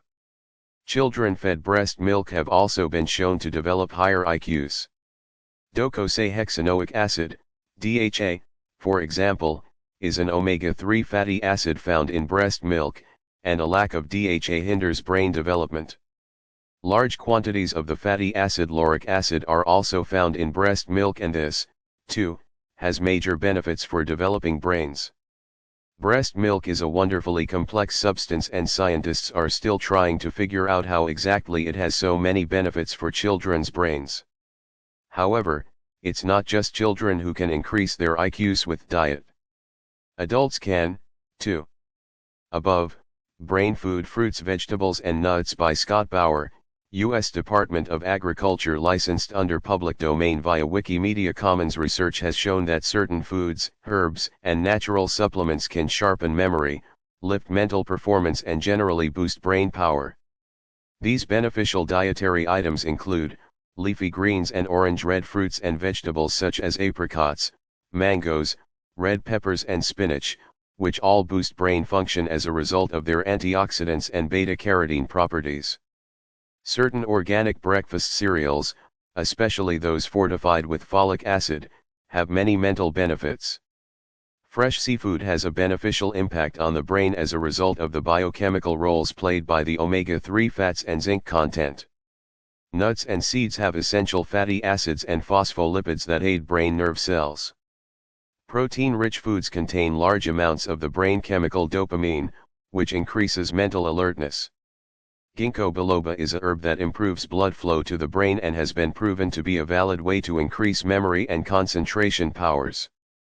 Phosphatidylserine, PS, is a chemical compound that has been shown to assist with learning, focus and memory. Vinpocetine is a plant extract that's a cerebral vasodilator, meaning it widens blood vessels in the brain and allows more blood to enter the head for oxygenation to occur. The result is greater mental alertness.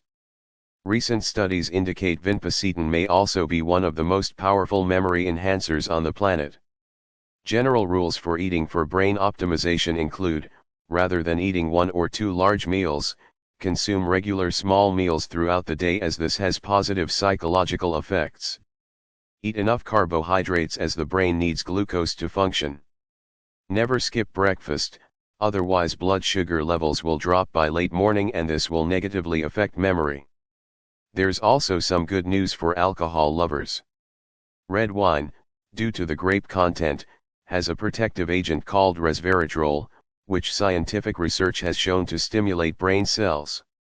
Beer can also be a brain booster because of its high quantities of boron and B vitamins, both of which affect mental function.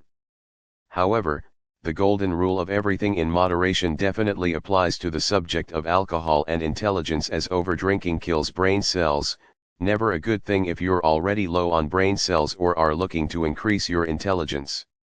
14 Smart Drugs. In Chapter 10, you'll recall we quoted Dr. Takeki Musha as saying the mysterious superluminal, faster than light, particles inside the brain may be related to genius intelligence. The former Japanese Ministry of Defense research scientist also believes certain drugs might be able to enhance the activities of superluminal particles in the microtubules within the brain. If so, such drugs could greatly improve mental capabilities. Dr. Musha continues, the molecules of some drugs can change the order of microtubule polymers, which may enhance the computational capability and other capabilities of the human brain. Some believe there is already a real-world equivalent of the brain-improving drug Bradley Cooper's character took in the 2011 Hollywood movie Limitless. The film's plot is about a guy of average intelligence becoming a genius and polymath overnight simply by taking a nootropic, or what's more commonly termed a smart drug. Nootropics are drugs that improve various aspects of brain functions, including concentration, memory, and alertness. Officially at least, no Limitless-style drug exists and no consumers of nootropics are becoming geniuses overnight as they did in that film. There are rumors, however, that smart drugs of the potency depicted in Limitless were formulated by chemists decades ago, but have been suppressed from the masses. According to this conspiracy theory, classified nootropics are used by the likes of the CIA and various splinter groups of the global elite to turn spies and key political figures into extremely high IQ individuals. Sounds a bit far-fetched, we know, and possibly it is. On the other hand, considering the well-documented and declassified mind control programs such as MKUltra, using suppressed intelligence enhancers on persons of interest seems rather benign by comparison, and very feasible as well. Furthermore, any scientific breakthrough involving revolutionary smart drugs would likely be suppressed from the mainstream, at least within the parameters of such theories. The 2012 film The Bourne Legacy, which stars Jeremy Renner and Rachel Weisz and was directed by Tony Gilroy, shows the CIA improving their operatives' effectiveness by altering their DNA with top-secret drugs. Weisz plays a CIA chemist employed to design the drugs that make Renner's character and other operatives physically and intellectually superior to average humans. Are the plots behind such films pure fiction, or are they inspired by real goings-on in the world of intelligence agencies and classified science? The reason for mentioning this whole conspiracy theory is not to go off on some unrelated tangent without purpose, or to explore something that is not practical for those wanting to become geniuses. Rather, we bring the subject up to assess whether science, not just official science but all forms of science including classified science, has already evolved to the point where highly sophisticated smart drugs have been formulated. And if that is indeed the truth of the matter, then perhaps it's possible for the layman to get access to such drugs, over the counter or perhaps on the black market, by purchasing little-known products or even creating exotic drugs themselves from raw ingredients. One smart drug manufacturer, who we shall call XYZ so as not to inadvertently advertise their products or company, implies that there is a conspiracy in place whereby the FDA blocked the most advanced nootropics from reaching the public in a concerted effort to make sure Americans never get too intelligent. The official reason is to keep the public safe. This is the standard excuse given for police state behavior, according to XYZ's website. A more plausible explanation might be to keep the public from becoming too smart. A smarter public would be less tolerant of corrupt and incompetent government officials. Notwithstanding the theory of suppressed or classified smart drugs being withheld from the public, there's already an impressive list of FDA-approved smart drugs freely available to Joe public. And many users swear by them. Positive testimonials about such drugs range from customers claiming they achieved better results in exams to making more money in business and wiser decision-making in their personal lives. A Russian-manufactured version of the nootropic cerebralicin by Chan, own work. Licensed under public domain via Wikimedia Commons. IQ-enhancing drugs are nothing new. Italian neurobiologist Rita Levi-Montalcini, 1909–2012, who received the 1986 Nobel Prize in Physiology or Medicine for her discovery of nerve growth factor, was said to be an early proponent of a smart drug.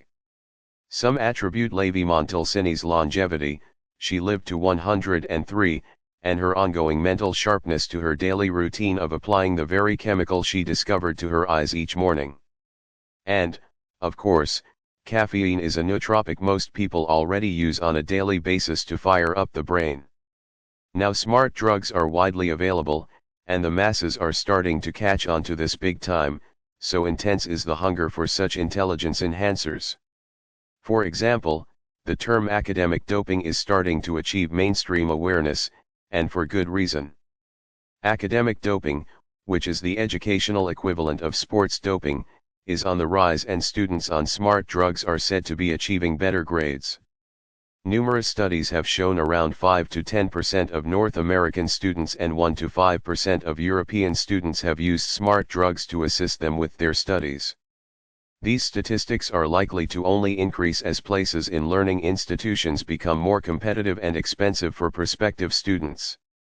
Popular nootropics used in high schools and on university campuses all over the world include modafinil, dimethylamylamine, and methylphenidate.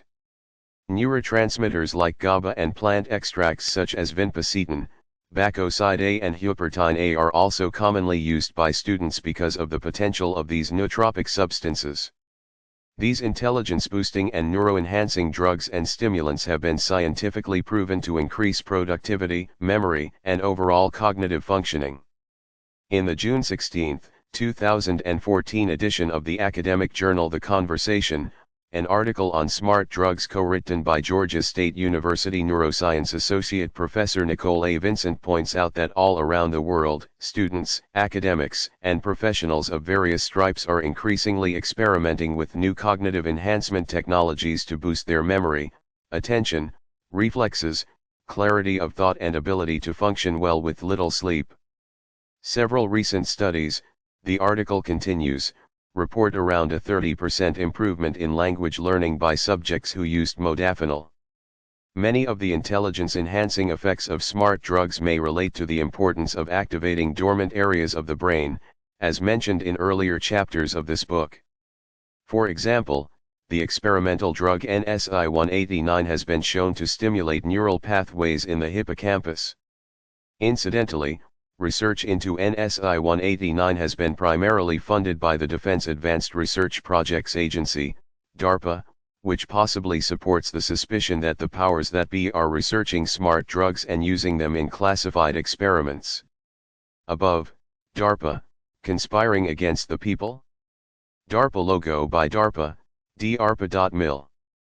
Licensed under public domain via Wikimedia Commons. Another drug compound called dihexa has been shown in laboratory experiments to build new neural connections in rats and mice and also to repair brain damage. A July 29, 2014 article by the BBC headlined "The Truth About Smart Drugs" covers the pros and cons of synthetic intelligence enhancers and asks whether the limitless movie scenario really is possible. Although fairly pessimistic overall, the article mentions that Gary Lynch, a professor in the School of Medicine at the University of California, argues that recent advances in neuroscience have opened the way for the smart design of drugs, configured for specific biological targets in the brain. The article also quotes Lynch as saying memory enhancement is not very far off, although the prospects for other kinds of mental enhancement are very difficult to know. To me, there's an inevitability to the thing, but a timeline is difficult. The BBC report continues, in the nearer future, Lynch points to nicotinic receptor agents, molecules that act on the neurotransmitter receptors affected by nicotine, as ones to watch when looking out for potential new cognitive enhancers. So while nobody has been documented as becoming an outright genius after taking such drugs, it may not be far off before such an occurrence is official and on the record. 15. Meditation and yoga. Meditation is proven to be a very effective way to boost mind power. Brain scans on long-term meditators have consistently shown parts of their brains have been activated that haven't been activated in other individuals. And they are more regularly in the relaxing alpha and theta brain waves than non-meditators. Some successful and famous long-time meditators who use transcendental meditation, TM, and other similar meditation techniques include Hugh Jackman, Ellen DeGeneres, Rupert Murdoch, Oprah Winfrey, Katy Perry, Howard Stern, Russell Brand, Jerry Seinfeld, Martin Scorsese, and Sir Paul McCartney. Above, Oprah, a dedicated meditator.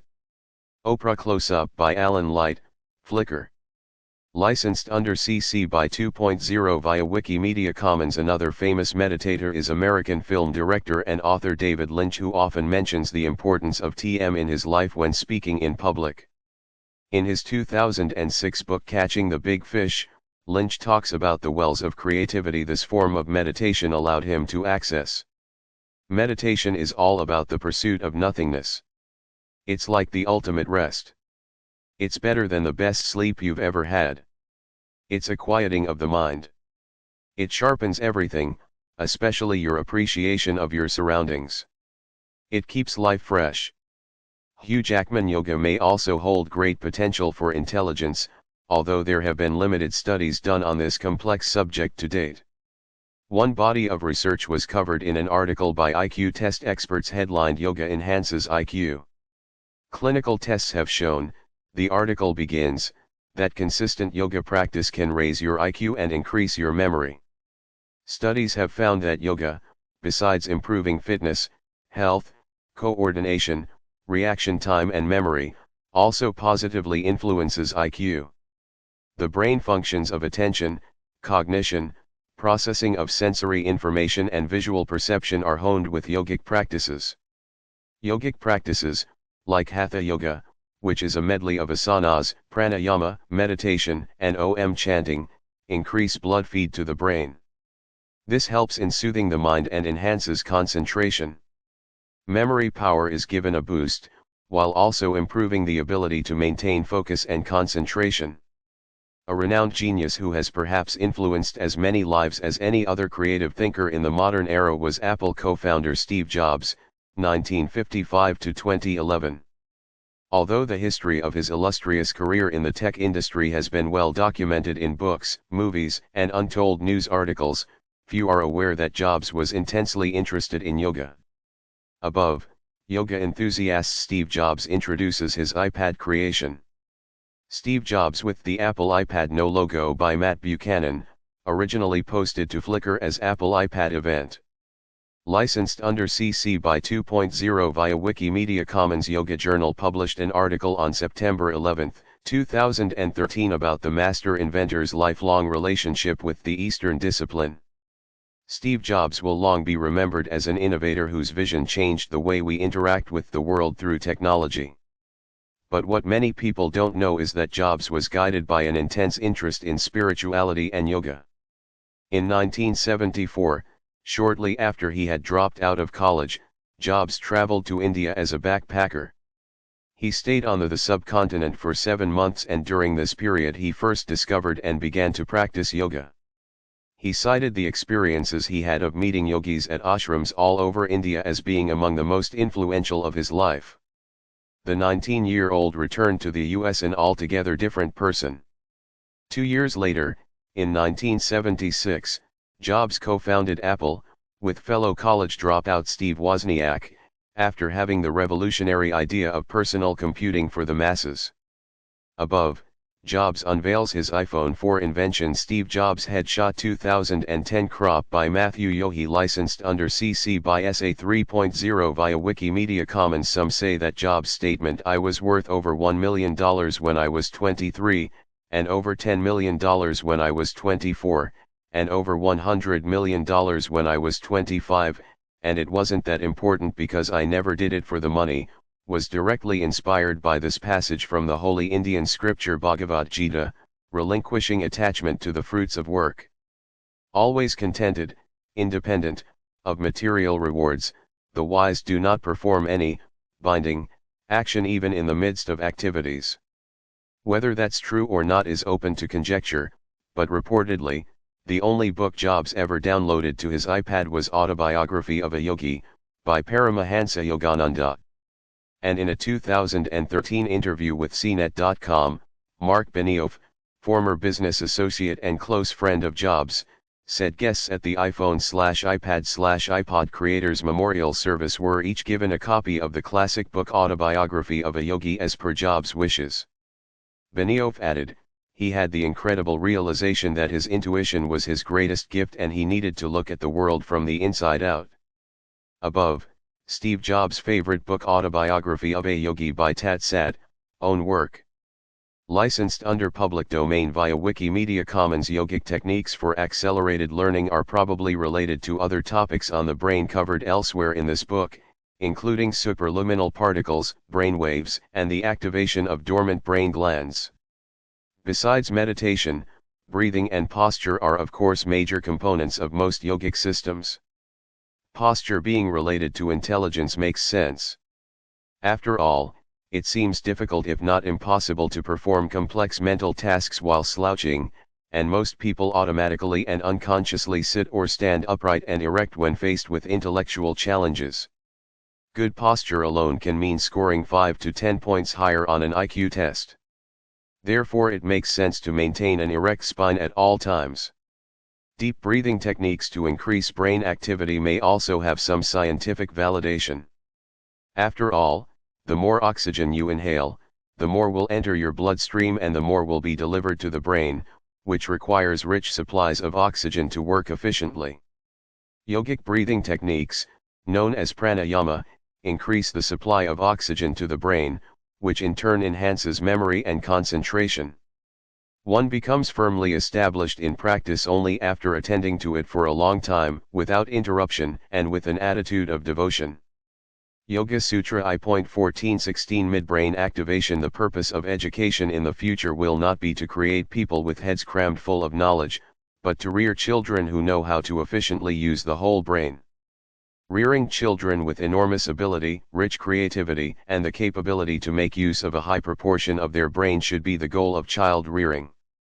Professor Makoto Shishida, there is a specific area of the brain known as the mesencephalon, or more commonly referred to as the midbrain, that some modern educators, especially in Asia, believe can greatly enhance intelligence when fully activated.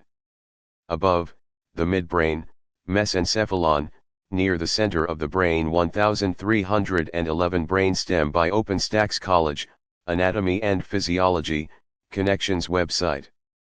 http://cnx.org/content/col11496/1.6 June 19, 2013. Licensed under CC by 3.0 via Wikimedia Commons. In recent years, millions of children in India, China, Malaysia, and Singapore have been enrolled in schools that specialize in activating their midbrains. Such radical learning institutions are reportedly churning out geniuses by the veritable truckload. These schools claim to teach pupils how to learn rapidly and study almost effortlessly. This is apparently achieved by absorbing tremendous amounts of knowledge via their midbrains instead of the cerebral cortex where most humans think from. The Mumbai-based news media outlet DNA India ran an article on August 5, 2014 headed "Make Super Kids Through Midbrain Activation in Mumbai Centers." Want your child to be a super kid? The article begins. Get him midbrain activated. That's what the latest child development program in town is advising parents. At least 20 centers of the midbrain activation program have already come up across the country. In line with most of the techniques and technologies mentioned throughout this book, the article states that midbrain activation experts say the trick lies in the equal use of right and left sides of the brain. The theory behind creating geniuses in this fashion is about optimizing the middle brain, which connects the left and right brain. Building a bridge like this between both brains apparently allows easy exchanges of information, which in turn allows for smooth and efficient learning. The end result of midbrain activation is said to be a brain that functions as a whole rather than having the usual division between left and right hemispheres of the brain. According to the DNA India article, midbrain activation experts claim they can enhance imagination power, intuition, and super intelligence among children in the age bracket of 5 to 15 years. And it's not just children whose midbrains can be activated via such methods. Adults are also apparently accessing untapped reservoirs of mental capabilities. Abilities of those who have fully activated their midbrains are said to include photographic memory, performing complex mental calculations, mastering foreign languages in rapid time, speed reading, and even converting images to words, numbers, and symbols in their minds. Above, the right brain is the more creative hemisphere. Right Brain by Alan Ajafo, licensed under CC by 2.0 via Wikimedia Commons. Studies have consistently shown that around 80% of the world's population have a more developed left brain. So what are most of us missing out on by having an underutilized right brain? A lot, according to the experts. An article by Taiwanese magazine Sinorama, titled "Waking the Right Brain: A New Approach to Preschool Education," is enlightening on this issue. It mentions that the right brain is believed to possess extraordinary powers which have their origins in instincts which predate education and civilization. The article continues, as early as 1975, brain specialists had discovered that the cerebral cortex, unique to primates, was responsible for intellectual activities such as language and reasoning. The limbic system lies below the cortex and predates it. Sometimes called the mammalian brain, it is involved in the expression of emotions. On the lowest level lies the brainstem, sometimes called the reptilian brain. It controls basic bodily functions such as breathing and heartbeat. Many intelligence researchers believe these older, more primitive parts of the brain, especially in the midbrain section, are where genius abilities come from. As in-depth studies on stimulating this part of the brain have yet to be conducted, it remains to be seen whether geniuses can be created via midbrain activation. Meanwhile, more and more students in Asia continue to swear by the method. The midbrain can put us in the creative domain in no time at all. Dr. Bhaskaran Pillai 17 Hypnotism Cuz, Damato, used to have me professionally hypnotized 2 or 3 times a day, before sparring, before training and before fights. Mike Tyson. From a 2013 interview with UK newspaper The Daily Telegraph. Another way to achieve accelerated learning and optimum mental performance is hypnotism, a technique that has been shown in many scientific studies to prime the mind for intense concentration. Hypnotism has been used by countless renowned figures spanning numerous fields of expertise. They include Albert Einstein, The German-born theoretical physicist was known to do hypnosis sessions every afternoon. Einstein's great theory of relativity discovery entered his mind during one of those sessions, and he used the hypnotic trance state to develop many of his other theories and formulas. American inventor Thomas Edison used hypnotism on a regular basis, self-hypnosis in fact. In Britain, Princess Diana utilized hypnosis to improve her public speaking skills, while Sir Winston Churchill was given post-hypnotic suggestions so he could stave off tiredness and endure long periods without sleep throughout WW2. Several great classical music composers were hypnotism devotees. They include Seiji Rachmaninoff who, after a post-hypnotic suggestion given by early hypnosis specialist Nikolai Dahl, composed his much-loved Second Piano Concerto. Mozart also used hypnotism as a creative aid and his opera Così fan tutte was entirely composed in a hypnotic trance. Above, Mozart, an early adopter of hypnosis Wolfgang Amadeus Mozart won by Barbara Kraft, Deutsch, Otto Erich, 1965, Mozart, a documentary biography. Stanford University Press licensed under public domain via Wikimedia Commons. 19th century British poet Lord Alfred Tennyson was known to regularly write poems in a hypnotic state. While writing the feature film screenplay of Rocky, the then unknown Sylvester Stallone used self-hypnosis tapes to boost willpower and creativity. Later, during each day of filming Rocky, in 1975, Stallone worked with well-regarded hypnotherapist Gil Boyne to help ensure the movie would become the blockbuster it turned out to be. Continuing with the boxing theme, in Mike Tyson's 2013 autobiography Undisputed Truth, Tyson mentions how he used hypnotism and self-hypnotism throughout his career, and specifically before each fight. He partly attributes this to his success in becoming a two-time world heavyweight champion. Tyson cites French psychologist Émile Coué's self-hypnotism methods, including autosuggestion, as being amongst those he used. Coué's 1922 book Self-Mastery Through Conscious Autosuggestion is recommended further reading on the subject of self-hypnotism. Another famous athlete to use hypnosis for sports performance is Tiger Woods. The man who is arguably the greatest golfer of all time has been practicing hypnosis, both with a hypnotist and giving himself hypnotic suggestions, since his early teens. This period of his life was also when he started his extensive mental training with family friend and psychologist Dr. Jay Brunza. Besides Tyson and Woods, another major sports star to have regularly used hypnosis during his career was Michael Jordan.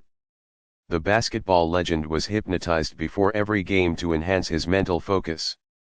Furthermore, the entire Chicago Bulls team, which won 6 NBA championships during Jordan's reign of supremacy in the 1990s, incorporated hypnotherapy in their pre-game routine to gain a psychological advantage over their opponents. Above, Michael Air Jordan hypnotized before every game. Jordan by Lipovsky 16577 by Steve Lipovsky www.basketballphoto.com licensed under CC by SA 3.0 via Wikimedia Commons. Subliminal education closely aligned with hypnosis are subliminal messages, which the latest research suggests may also have the potential to instruct the subconscious mind and access higher intelligence. Indeed, some hypnotists have been known to incorporate subliminal messages in hypnotic audio recordings made for clients or the public at large. Subliminal messages, also known as subliminals, are probably more controversial and slightly less proven than hypnosis, however.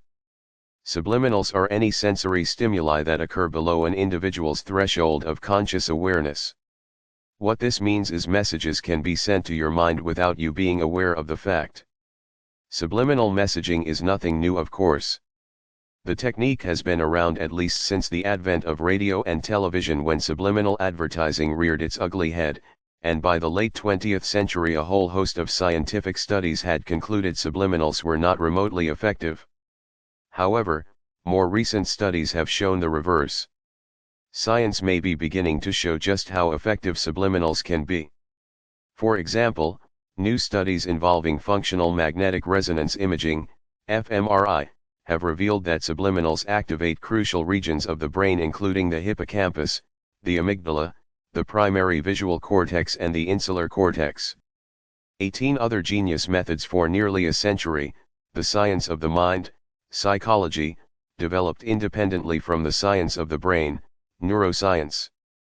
Psychologists were interested in our mental functions and capacities, how we learn, remember, and think. Neuroscientists were interested in how the brain develops and functions. It was as if psychologists were interested only in our mental software and neuroscientists only in our neural hardware. Deeply held theoretical assumptions in both fields supported a view that mind and brain could, and indeed should, be studied independently. It is only in the past 15 years or so that these theoretical barriers have fallen. Now scientists called cognitive neuroscientists are beginning to study how our neural hardware might run our mental software, how brain structures support mental functions, how our neural circuits enable us to think and learn. This is an exciting and new scientific endeavor, but it is also a very young one. As a result, we know relatively little about learning, thinking, and remembering at the level of brain areas, neural circuits, or synapses. We know very little about how the brain thinks, remembers, and learns. John T. Brewer, from his 2006 essay In Search of Brain-Based Education. In addition to the genius techniques mentioned in this book's preceding chapters, there are numerous other advanced learning methods. Some have been proven to work to varying degrees while others remain theoretical or speculative in nature. In this chapter we shall focus on 8 additional techniques we believe may hold brain-boosting potential for aspiring geniuses. Ambidexterity. While researching geniuses for this book, we were surprised to come across the following fact: many of history's most renowned geniuses, scientific and artistic giants such as Albert Einstein, Michelangelo, Nikola Tesla, and Leonardo da Vinci, were physically ambidextrous, or equally proficient with their right and left hands. Given that less than 1% of the population are truly ambidextrous, we immediately wondered if that was just a coincidence, or was the ambidexterity of these individuals somehow crucial to the genius abilities each possessed. Although more research needs to be done, and there are some scientists who have suggested undesirable mental traits result from being ambidextrous, brain scans have revealed one telling statistic that may explain the seemingly high instance of geniuses in the ambidextrous population. That statistic reveals that unlike right-handers, ambidextrous people have almost completely symmetrical brains, meaning they are naturally in the all-important whole brain state. Right-handers, on the other hand, generally have strong left brain dominance. Lefties often have brain symmetry as well, but not to the extent that ambidextrous people do. You'll recall throughout this book we have referred to the whole brain mode, aka hemispheric synchronization, being the ideal state for accessing higher intelligences. So, could acquiring ambidexterity be one way of bringing out latent genius abilities? Digging deeper, we found a Psychology Today article on the history and neuroscience of left-handed, right-handed, and ambidextrous people.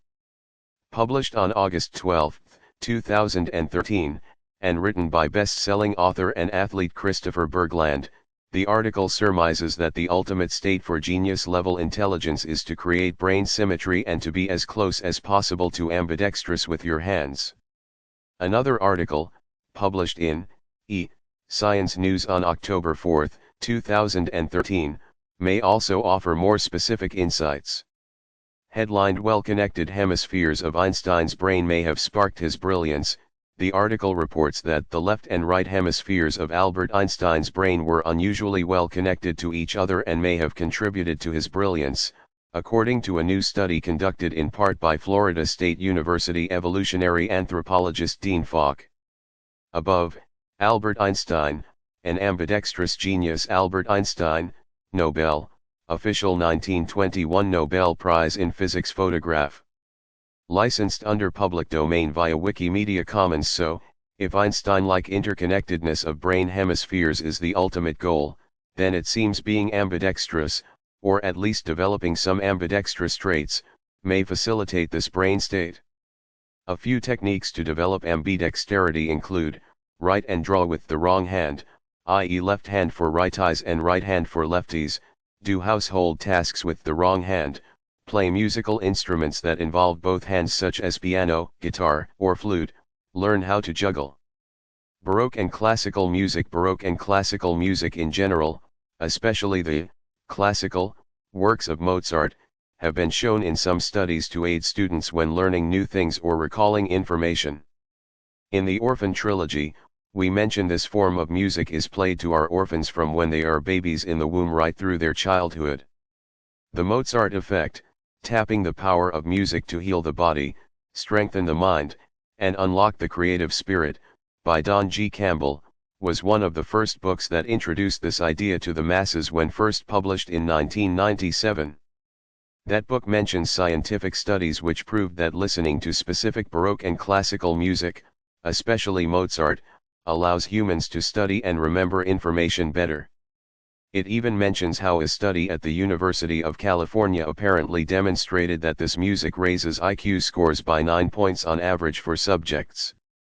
As mentioned in Chapter 8, Bulgarian psychiatrist Dr. Georgi Lozanov devised a system for rapidly learning foreign languages, using Baroque music at its core.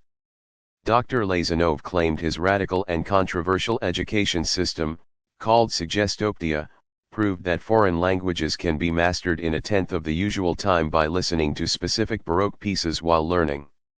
Although similar studies have proven inconclusive, or even appear to contradict such claims, subscribers to this theory maintain super learning is possible with Baroque music because many recordings of this form of music have a tempo of around 60 beats per minute. The rationale is that when a person hears 1 beat per second of music, their heart rate and pulse relax to the beat, blood pressure decreases and the entire body unwinds. In this relaxed state, the brain is able to concentrate more easily. An article titled The Mozart Effect, A Closer Look, by University of Illinois teacher and musician Donna Lurch, mentions that Lois Hetland, of the Harvard Graduate School of Education, attempted to replicate earlier Mozart effect studies in broader depth, including a total of 1,014 subjects. Her findings were that the Mozart listening group outperformed other groups by a higher margin than could be explained by chance, although factors such as the subject's gender, musical tastes and training, innate spatial ability, and cultural background made a difference in the degree to which Mozart would increase test scores. Other researchers agree, the article continues, that there are neurological foundations for music's effects on cognitive ability. John Hughes, a neurologist at the University of Illinois Medical Center in Chicago, examined hundreds of compositions and concludes that music sequences that regularly repeat every 20 to 30 seconds, just as Mozart's compositions do prevalently, may trigger the strongest response in the brain, because many functions of the central nervous system such as the onset of sleep and brain wave patterns also occur in 30-second cycles. As mentioned though, as many studies appear to disprove the theory of Baroque and classical music aiding learning as studies that seem to prove it. Perhaps a Southern California Public Radio, SCPR, article by reporter Mary Plummer, may explain the wild discrepancies between different studies. This article suggests familiarity and enjoyment of musical pieces is crucial to learning in this fashion. The article states, Peter Webster is Vice Dean for the Division of Scholarly and Professional Studies at USC's Thornton of Music, and he says it depends on the music and the listener. Some people will find that music distracting, Webster is quoted in the article as saying.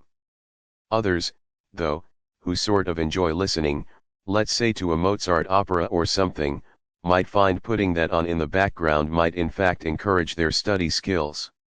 Researchers know the brain lights up when music is played, the SCPR article continues, creative thinking and analytical processing are activated. But new music can easily distract you, stealing your brain power away from that physics study. But if it's a piece you know well and find soothing, Webster says it's more likely to help you take in information. Besides Mozart, researchers claim composers whose works are most conducive to learning include Vivaldi, Bach, Pachelbel, and Handel. NLP Neurolinguistic Programming, NLP, may be another way to increase IQ. Created in the US in the 1970s, it is claimed there's an important link between the neurological processes, neuro, and language, linguistic. The conclusion NLP makes is that desired behavioral patterns can be achieved through specific programming. Famous practitioners of NLP include the likes of Warren Buffett, Gerard Butler, Tony Robbins, Russell Brand, Paul McKenna and Andre Agassi. One theory suggests it is possible to model genius through NLP techniques. Modeling genius apparently requires NLP practitioners to model or adopt genius qualities they see in others they wish to be like. For example, an aspiring professional, male, golfer may model himself on Tiger Woods, while a young businessman may model himself on Richard Branson. Or, perhaps more to the point of this book, science students could attempt to model themselves on Albert Einstein. The ability to concentrate is the basis for everything else. Garry Kasparov, Russian, formerly Soviet, chess grandmaster and former world chess champion. Above, some studies have revealed chess positively influences children's brains. Children playing chess on the street, Santiago de Cuba, Cuba by Adam Jones Adam 63, own work. Licensed under CC by SA 3.0 via Wikimedia Commons Chess. There are references to chess throughout the Orphan trilogy. Our orphans play rapid-fire matches known as lightning chess in which entire games are completed in 10 minutes or less. This is inspired by the theory that by playing the board game from a young age, certain parts of a child's brain develop quicker than normal, especially areas relating to strategy. Playing lightning chess and multiple games simultaneously once again relates to thinking so fast that the conscious mind must yield to the superior subconscious. It has been recognized by many observers that chess players often have very high IQs and seem to exhibit many of the telltale signs of genius. What does it do to a child's brain to play chess from a young age? Nobody knows for sure and test results remain inconclusive to date. No doubt it is a difficult thing to study precisely given it requires studying young chess players over years if not decades.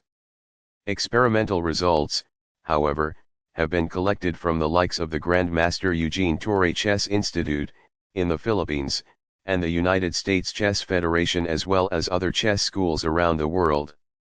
All these bodies agree that playing the board game increases intellect in young people. Plus a few small studies have also shown that chess players develop better memories, verbal skills, mathematical abilities as well as healthier problem-solving skills and imaginations than the average person.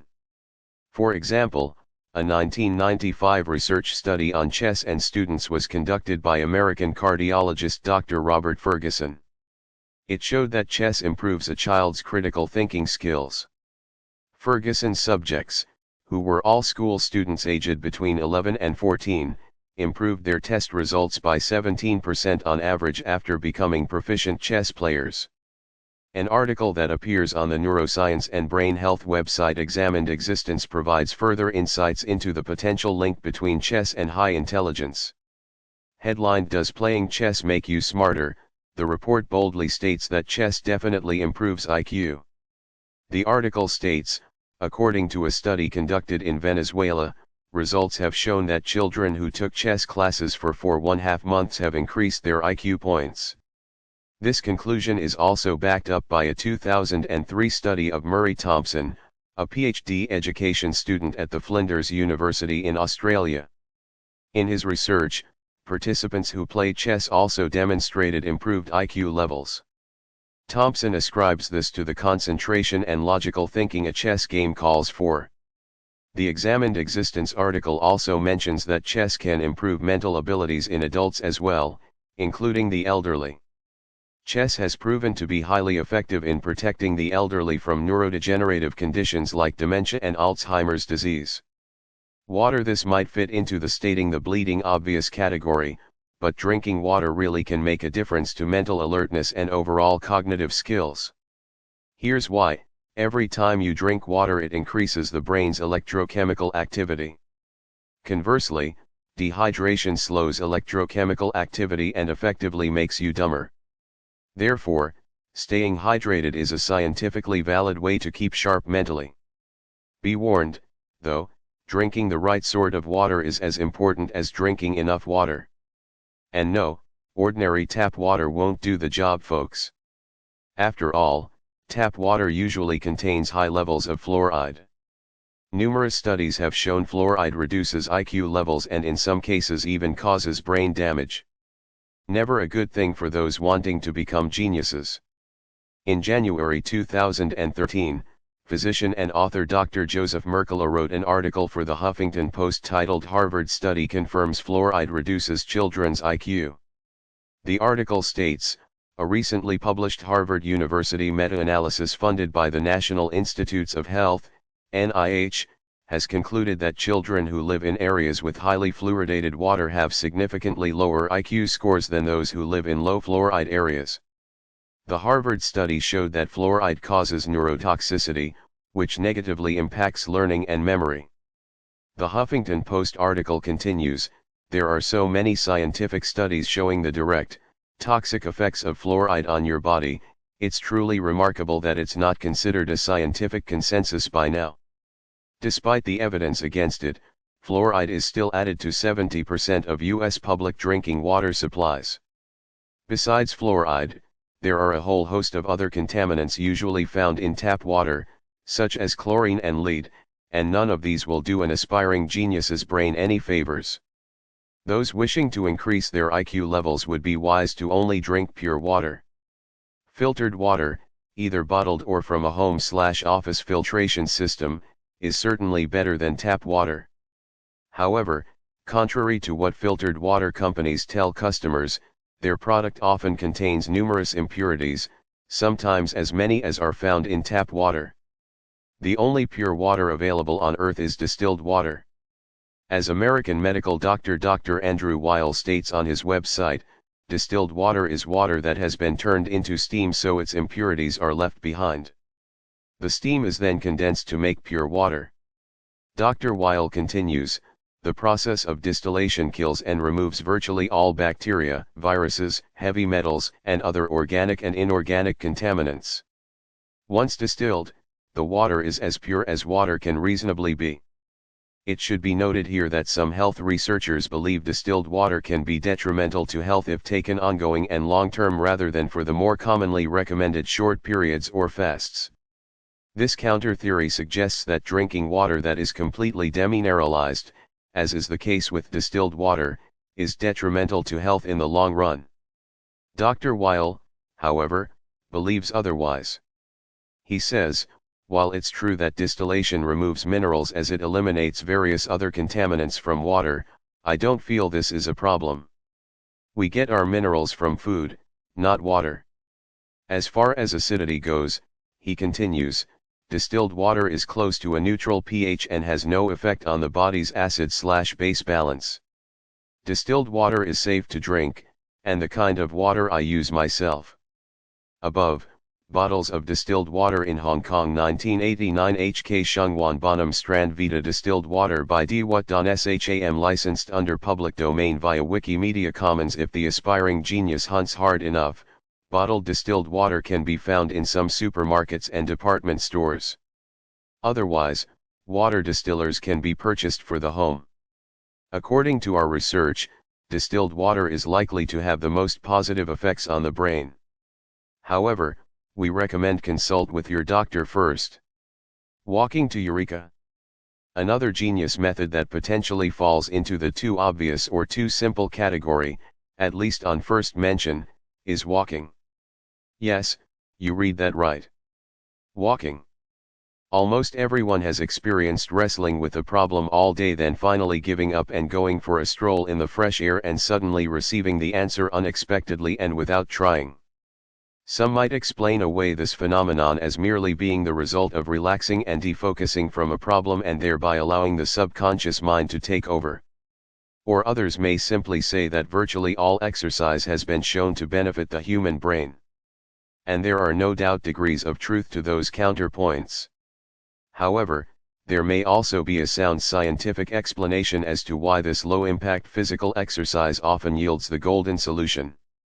Firstly, there's a rhythmic flow to walking that puts one almost in a trance-like or meditative state.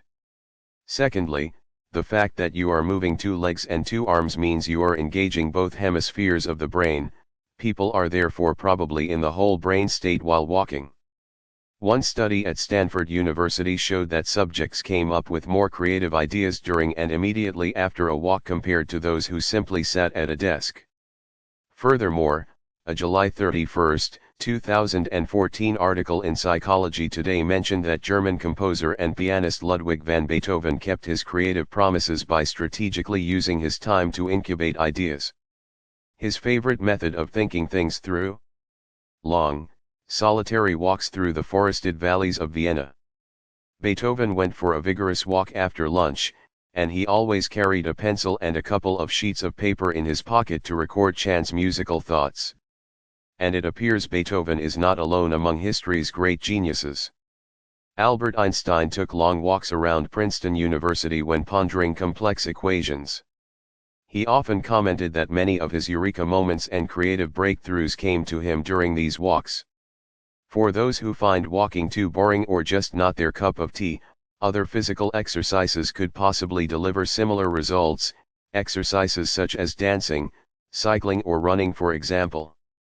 Athletes, personal fitness trainers and sports medicine professionals are united in their opinion that exercise helps your mental function. Runners experience the pleasant, many say euphoric, runner's high that comes with intense, sustained exercise. Such exercise, not just running, increases serotonin in the brain, leading to improved mental clarity. Peripheral vision. Peripheral vision is what we use when something catches our attention out of the corner of our eye. It is the opposite of central vision, which is literally the center of our vision, looking directly ahead. Most people in the modern world use central vision all day long with narrow field activities, such as looking at computer screens, reading books, and watching television. This is akin to tunnel vision. By contrast, our ancestors, especially early man, had stronger or better attuned peripheral vision as they were primarily engaged in outdoor activities such as hunting, fishing, fighting and traveling. To survive, they needed to scan entire landscapes to spot enemies and predatory animals and the like. In cinematic terms, our modern vision would be a close-up or extreme close-up, whereas early man's vision was akin to a panoramic wide-angle shot. Above, central versus peripheral vision. Peripheral vision by ZYXWV99, own work. Licensed under CC by SA 4.0 via Wikimedia Commons. The problem with central vision is it has been shown in studies to be directly linked with beta brainwaves and the left hemisphere of the brain, in other words, stress city. When you are looking at the world, literally, with peripheral vision, you immediately enter alpha brainwaves and the right hemisphere of the brain. This is much more relaxing and allows the subconscious to come into the equation for super learning. For example, you may recall in Chapter 4 we mentioned how the world's greatest speed readers use their peripheral vision to take in entire pages at a time instead of one word at a time. In his book Exuberant Animal, The Power of Health, Play and Joyful Movement, author Frank Franciszek says, we can be sure that long-term overuse of hyperfocused vision, coupled with atrophy of peripheral sensation, will lead to extensive rewiring of the brain. We can even speculate on a possible link between balanced vision and intelligence. Chronic, tightly focused vision can do amazing things, but it only taps a fraction of our visual cognitive capability. Monotonous visual inputs may very well lead to static, stereotyped thinking. In contrast, a balance of focused and peripheral vision keeps the stimulation moving and taps a far greater percentage of our processing power. Just as chronic overuse of central vision may limit intelligence, active stimulation of our panoramic vision may actually increase it. The message: dumb yourself down with chronic centrally focused vision, smarten yourself up by relaxing your eyes and letting the periphery in. Although ophthalmologists seem to agree there's no real way to improve or sharpen peripheral vision, there is scientific research that suggests there are ways to at least improve peripheral awareness and the processing of peripheral images. A few techniques to develop peripheral vision include widening your vision to something closer to 180 degrees and becoming aware of everything to your extreme left and extreme right. Defocus the eyes to counter the hard focus that occurs in central vision. Practice eye exercises, especially ones that include a lot of wide-sweeping eye movements. Play team sports like soccer or basketball, which force you to constantly use your peripheral vision. Speed writing. We'd like to offer up one final genius method. However, it's only right to add a disclaimer, pointing out that to our knowledge no studies have been done on it whatsoever. In fact, we are not aware of anyone else ever having mentioned it before, at least not in the way we approach it. Certainly, there are numerous books and websites devoted to writing manuscripts quickly, but we aren't talking about writers completing entire novels superfast or students writing essays or letters in half the normal time. Ours is simply an unusual little technique we discovered by accident and noticed it worked wonderfully on many occasions and always when we were severely time pressured. We consider this fortuitous discovery an important ingredient in our successes as published authors and feature film screenwriters. We call it speed writing. This technique, like many of the others listed in this book, no doubt relates to outrunning the conscious mind and going so fast that the superior subconscious is forced to completely take over. So, as the name suggests, you write so quickly that you don't even know what you're writing anymore. The goal is not to get instantly well-written text, but rather stream of consciousness stuff that you can revise and give clearer meaning to later. According to our experiences, the resulting stream will usually have pearls within it, but a lot will need to be edited out as well. Some of our best plot ideas or character decisions in our novels and film scripts have come using this speed writing technique. We just write super fast and almost without thinking, maybe for 5 minutes or so, and more often than not what we wrote solved a major storyline issue or character problem. It seems that certain insights can only come in this manner, or at least come more easily, as opposed to writing at regular speed. Sometimes you hit a brick wall when writing novels or screenplays. Something is missing and that something cannot be rectified with the conscious mind no matter how hard you try. We've also found speed writing is one way to solve the dreaded writer's block. Whether you use this method to add to an existing draft of a document, or whether you're still attempting to complete a first draft, it works. We've proven it to our own satisfaction on numerous occasions. Speed writing is not just for authors, of course. It can be used to good effect by others, students who may be writing essays, for example, or business executives drafting reports or preparing finance proposals. It can even be used in your personal life when you're facing a dilemma and cannot think of any solutions with your conscious mind. In this case, you can speed write a list of possible options and see what your subconscious mind delivers to you. If you want to test the method we use, try the following. Put yourself under a time constraint by setting an alarm clock for 5 to 10 minutes, then tell yourself you must write as much as you'd normally write in 45 to 60 minutes. Go. Until the alarm clock rings, don't judge yourself or censor yourself or analyze anything, simply write as much as you can, as quickly as you can. During the process it may feel like you're writing utter garbage, but if our experiences are anything to go by, there will at least be some gems you can retain or use to vastly improve whatever it is you're writing. Our theory on why speed writing works is that you are not only forcing yourself to operate at speeds that only the subconscious mind can keep up with, but you are also not analyzing, censoring, or critiquing what you write as you go, another bad trait of the conscious mind.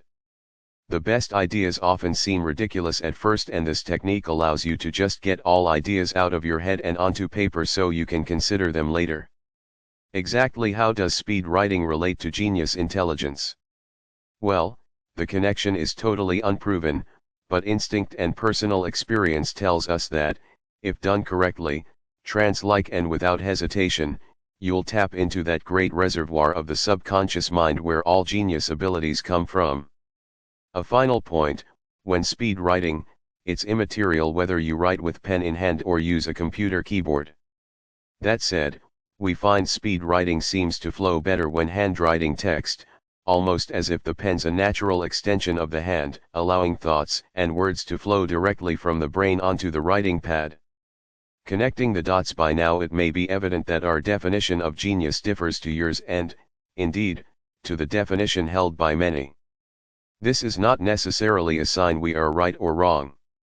Rather, it's a reflection, perhaps, of the perception the modern world has of genius. If you don't believe us, ask 100 people for their definition and you'll likely get 100 different responses, including widely varying responses. Though we are not historians, it's our impression that in bygone eras the term genius was most used, or, at least often used, when describing brilliant artists like Leonardo da Vinci.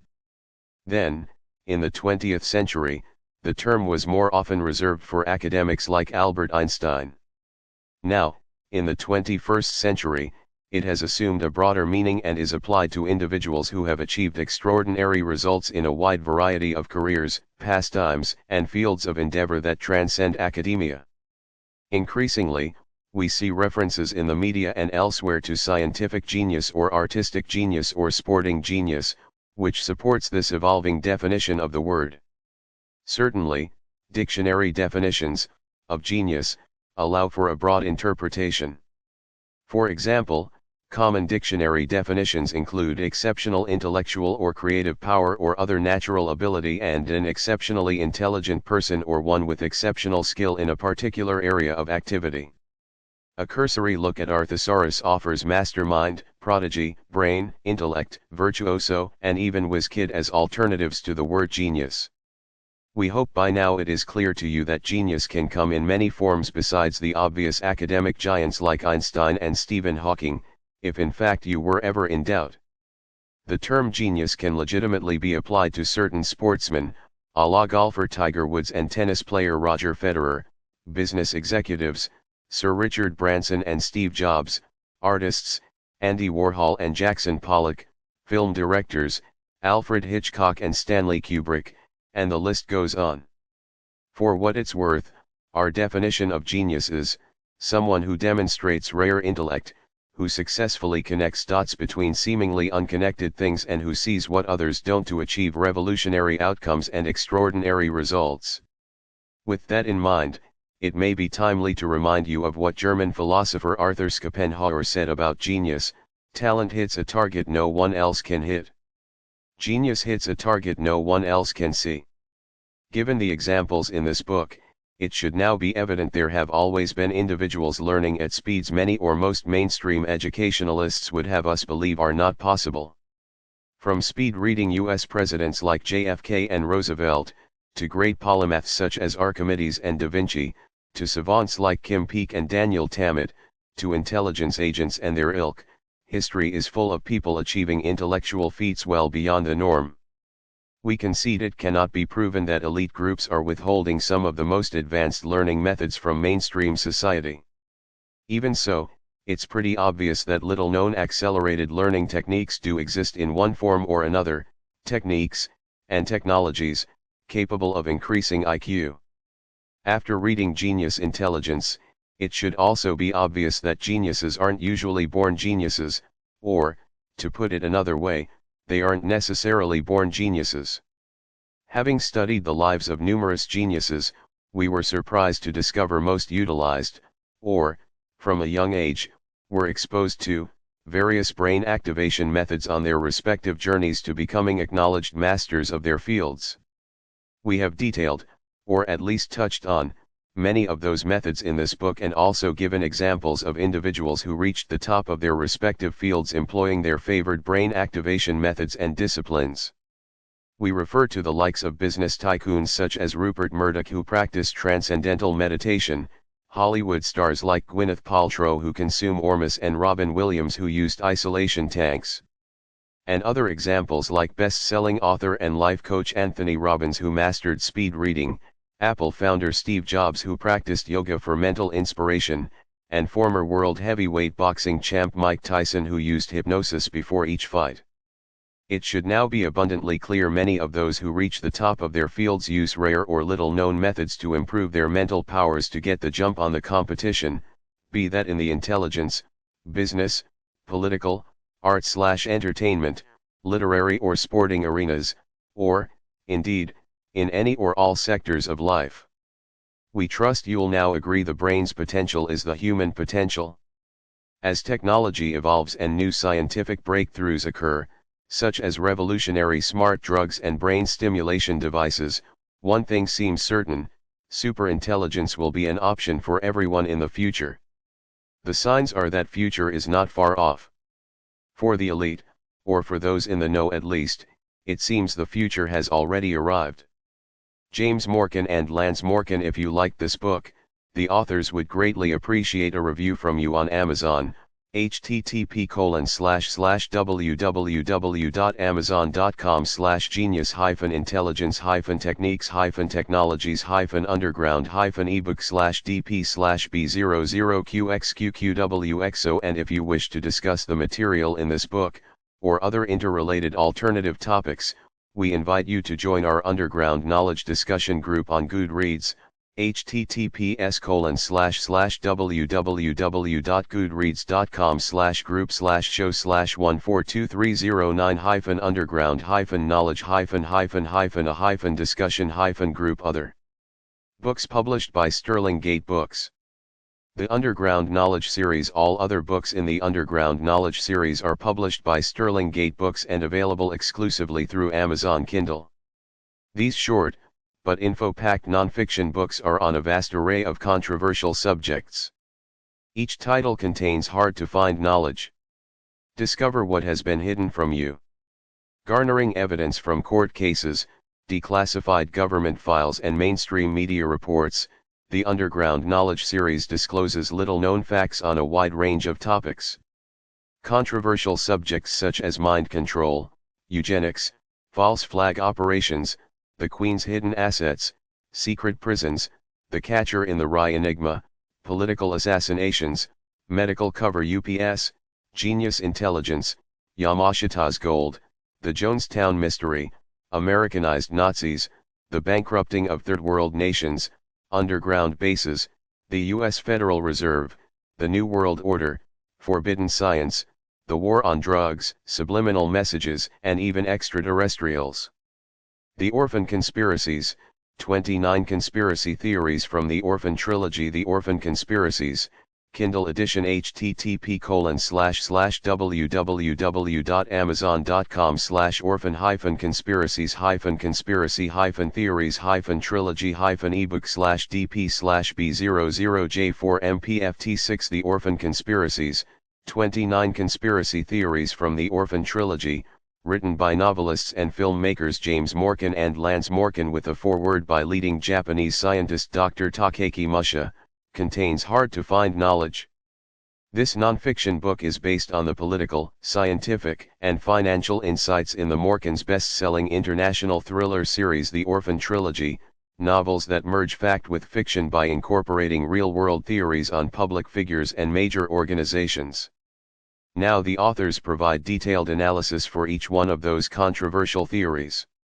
In many ways, this exhaustively researched work is the secret history of the 20th and 21st centuries. But more than a history, it reveals what is happening right now behind the scenes, in underground bunkers, in the corridors of power, in prime banks and meetings of the world's elite. The Morkens connect the dots between many nefarious events in recent times and strip away the seemingly infinite classified layers of governments and intelligence agencies. Shockingly, they expose a splinter civilization operating in our midst that has at its disposal extraordinary suppressed technologies, unlimited resources, and enormous black budgets, all inadvertently financed by everyday taxpayers. Garnering evidence from court cases, declassified government files and mainstream media reports, the authors disclose little-known facts on a wide range of topics. Diverse subjects such as mind control, eugenics, false flag operations, the Queen's hidden assets, secret prisons, the catcher in the rye enigma, political assassinations, medical cover UPS, genius learning techniques, Yamashita's gold, the Jonestown mystery, Americanized Nazis, the bankrupting of third world nations, underground bases, the U.S. Federal Reserve, the New World Order, forbidden science, the war on drugs, subliminal messages, and even extraterrestrials. The criminals caught like deer in the headlights of these whistle-blowing revelations include corrupt officials, racists, secret society members, warmongers, compromised journalists, economic hitman, modern-day Dr. Frankensteins and mysterious individuals rumored to have wealth that would dwarf the net worth of Bill Gates and others on Forbes' so-called rich lists.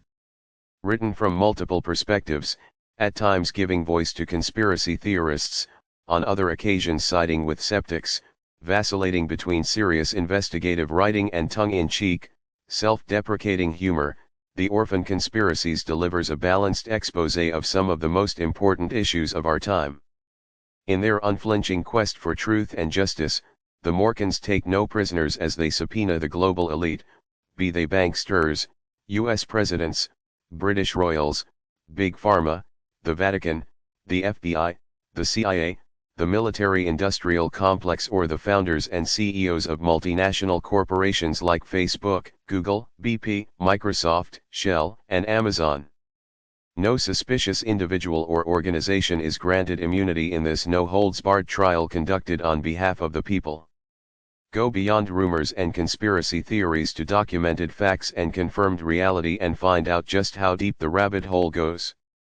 The Orphan Conspiracies on Amazon.com, http://www.amazon.com/orphan-conspiracies-theories-ebook/dp/b00j4mpft6 The Orphan Conspiracies on Amazon UK, http://www.amazon.co.uk/orphan-conspiracies-theories-ebook/dp/b00j4mpft6 The Ninth Orphan, The Orphan Trilogy, Number 1, An orphan grows up to become an assassin for a highly secretive organization.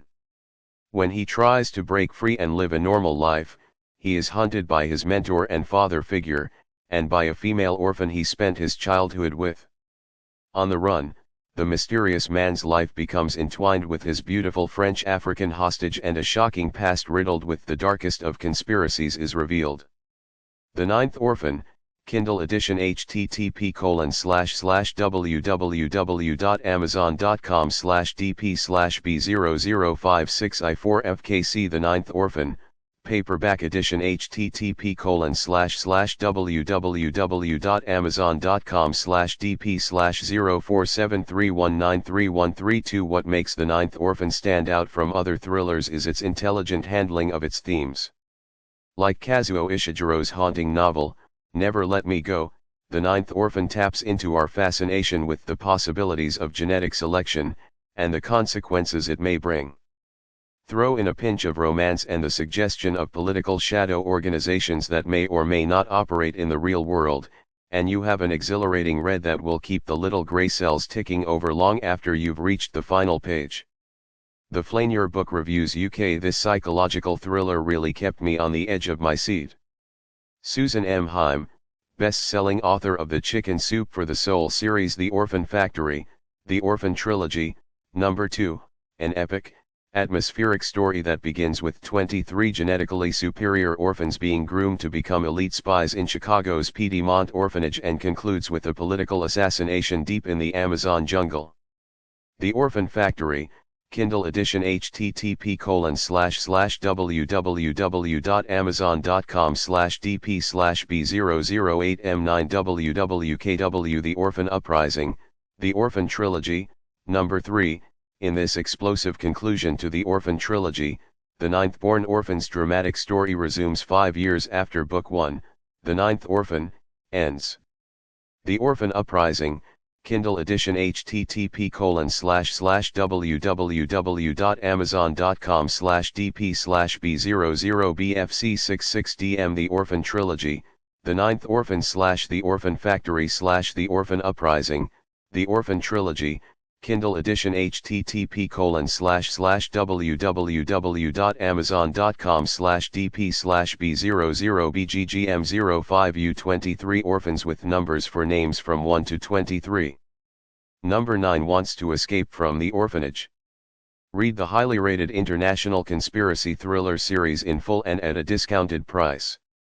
3 novels spanning over 1,000 explosive pages.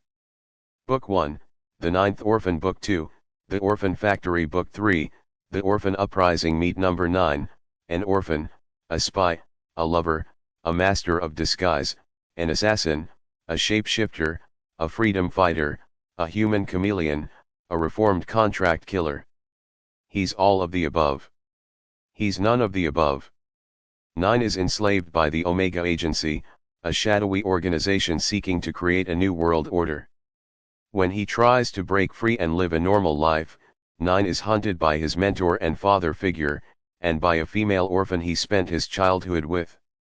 On the run, his life becomes entwined with his beautiful French African hostage, and a shocking past is revealed, a past that involves the mysterious Piedmont orphanage in Chicago, Illinois.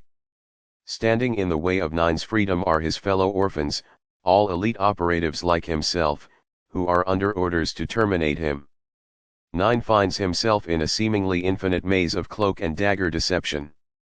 Time and again, he must call on all his advanced training to survive. But can the 9th-born orphan ever get off the grid? To find out, you'll need to go on a tumultuous journey around the world to such far-flung locations as the Arctic, Asia, Europe, the Amazon, Africa, and South Pacific Islands. The frenetic cat-and-mouse chase moves from airports to train stations and hidden torture prisons, taking the reader on a page-turning, frightening non-stop action ride into the world of corrupted power that goes beyond conspiracy theories to painful reality. Fast-paced, totally fresh and original, filled with deep and complex characters, the Orphan Trilogy is a controversial, high-octane thriller series with an edge. Merging fact with fiction, it illuminates shadow organizations rumored to actually exist in our world. The 3 novels explore a plethora of conspiracies involving real organizations like the CIA, MI6, and the UN, and public figures such as President Obama, Queen Elizabeth II, as well as the Clinton, Marcos, and Bush families. The Orphan Trilogy exposes a global agenda designed to keep the power in the hands of a select few. 9's oppressors are a shadow government acting above and beyond the likes of the White House, the FBI, the Pentagon, and the NSA. One of the Omega Agency's black ops employs MK-Ultra mind control technology on genetically engineered agents to facilitate the agendas of those in power. When 9 successfully deprograms himself from MK-Ultra, all hell breaks loose. But to gain his freedom he must bust out of the Piedmont orphanage and break into Omega's other orphanages and underground medical laboratories around the world. In the process he uncovers chilling scientific experiments taking place on children. Could something like this ever take place? Or, is it already taking place somewhere in the world right now? The trilogy also has a poignant, romantic subplot. It contains the kind of intimate character portraits usually associated with psychological thrillers. Book/film/TV references: The Manchurian Candidate, The Saint, The Da Vinci Code, Bond, Dark Angel, The Jackal, Mission Impossible, Salt, The Pretender, Bourne, The Island, Taken. This unique, unpredictable, and epic spy thriller series covers everything from political assassinations and suppressed science to young adult romance and accelerated learning techniques. Buckle up for a nail-biter to the very end. Written by father and son writing team Lance and James Morkan, authors of Fiji, a novel. The Orphan Trilogy was first published in 2013 by Sterling Gate Books. A feature film adaptation of The 9th Orphan is currently being developed. The Orphan Trilogy on Amazon.com, http://www.amazon.com/dp/b00bggm05u. The Orphan Trilogy on Amazon UK, http://www.amazon.co.uk/dp/b00bggm05u. World Odyssey, The World Duology, Number 1, set in the 19th century. World Odyssey follows the fortunes of 3 young travelers as each embarks on an epic journey.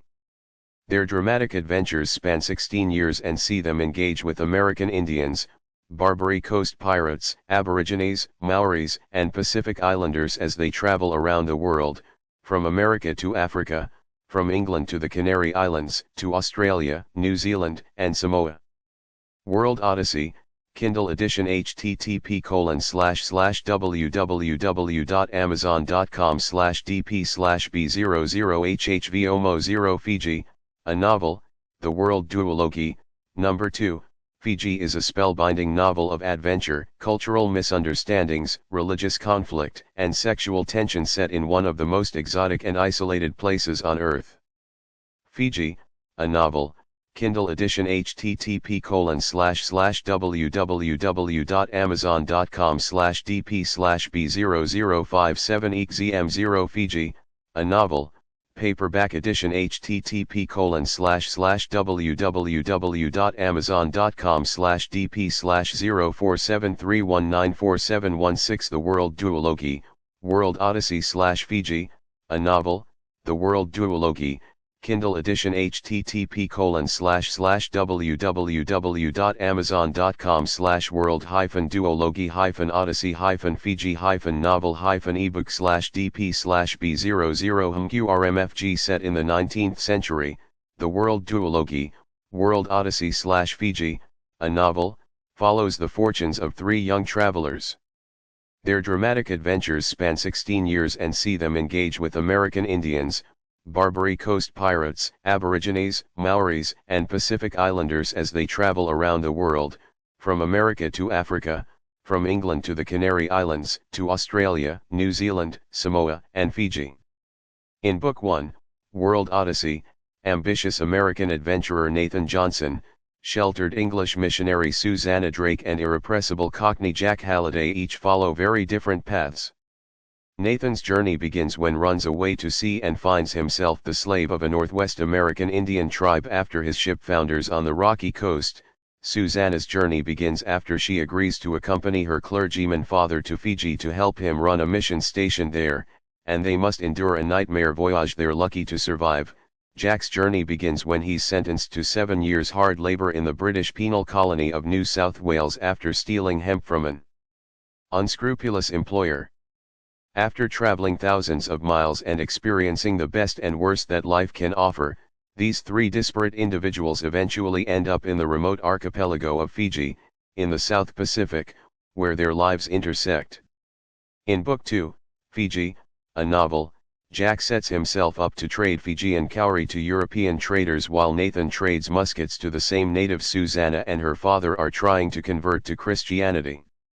Conflicts inevitable. Susanna despises Nathan, but is also attracted to him. She soon finds she's torn between her spiritual and sexual selves. When their lives are suddenly endangered by marauding cannibals, all three are forced to rely on each other for their very survival. Written by father and son writing team Lance and James Morkan, authors of the Orphan Trilogy, The World Duology is an epic historical adventure series published by Sterling Gate Books. A feature film adaptation of Fiji is currently being developed. I was immediately drawn into the story, and the fast-paced action kept me turning the pages until the end. The historical and cultural details made it a highly interesting book offering an insight into the anthropological issues at a time when conflicts between different ethnic groups were solved by brutal violence. Between romance, action, and historical accuracy, this story has all the elements of great entertainment. I would highly recommend this book to readers who enjoy historical fiction or epic adventures. Corinne Bragian, author of Frank Et and the Mystery of the Deaf Soldier, Great Adventure. Lynell Clark, author of A Pirate's Wife, historic fiction at its best. J.B. Dinizo, author of Comings and Goings, a truly gripping epic. James Michener Style, historical novel review. The World Duology, Kindle edition http://www.amazon.com/world-duology-odyssey-fiji-novel-ebook/dp/b00hmqrmfg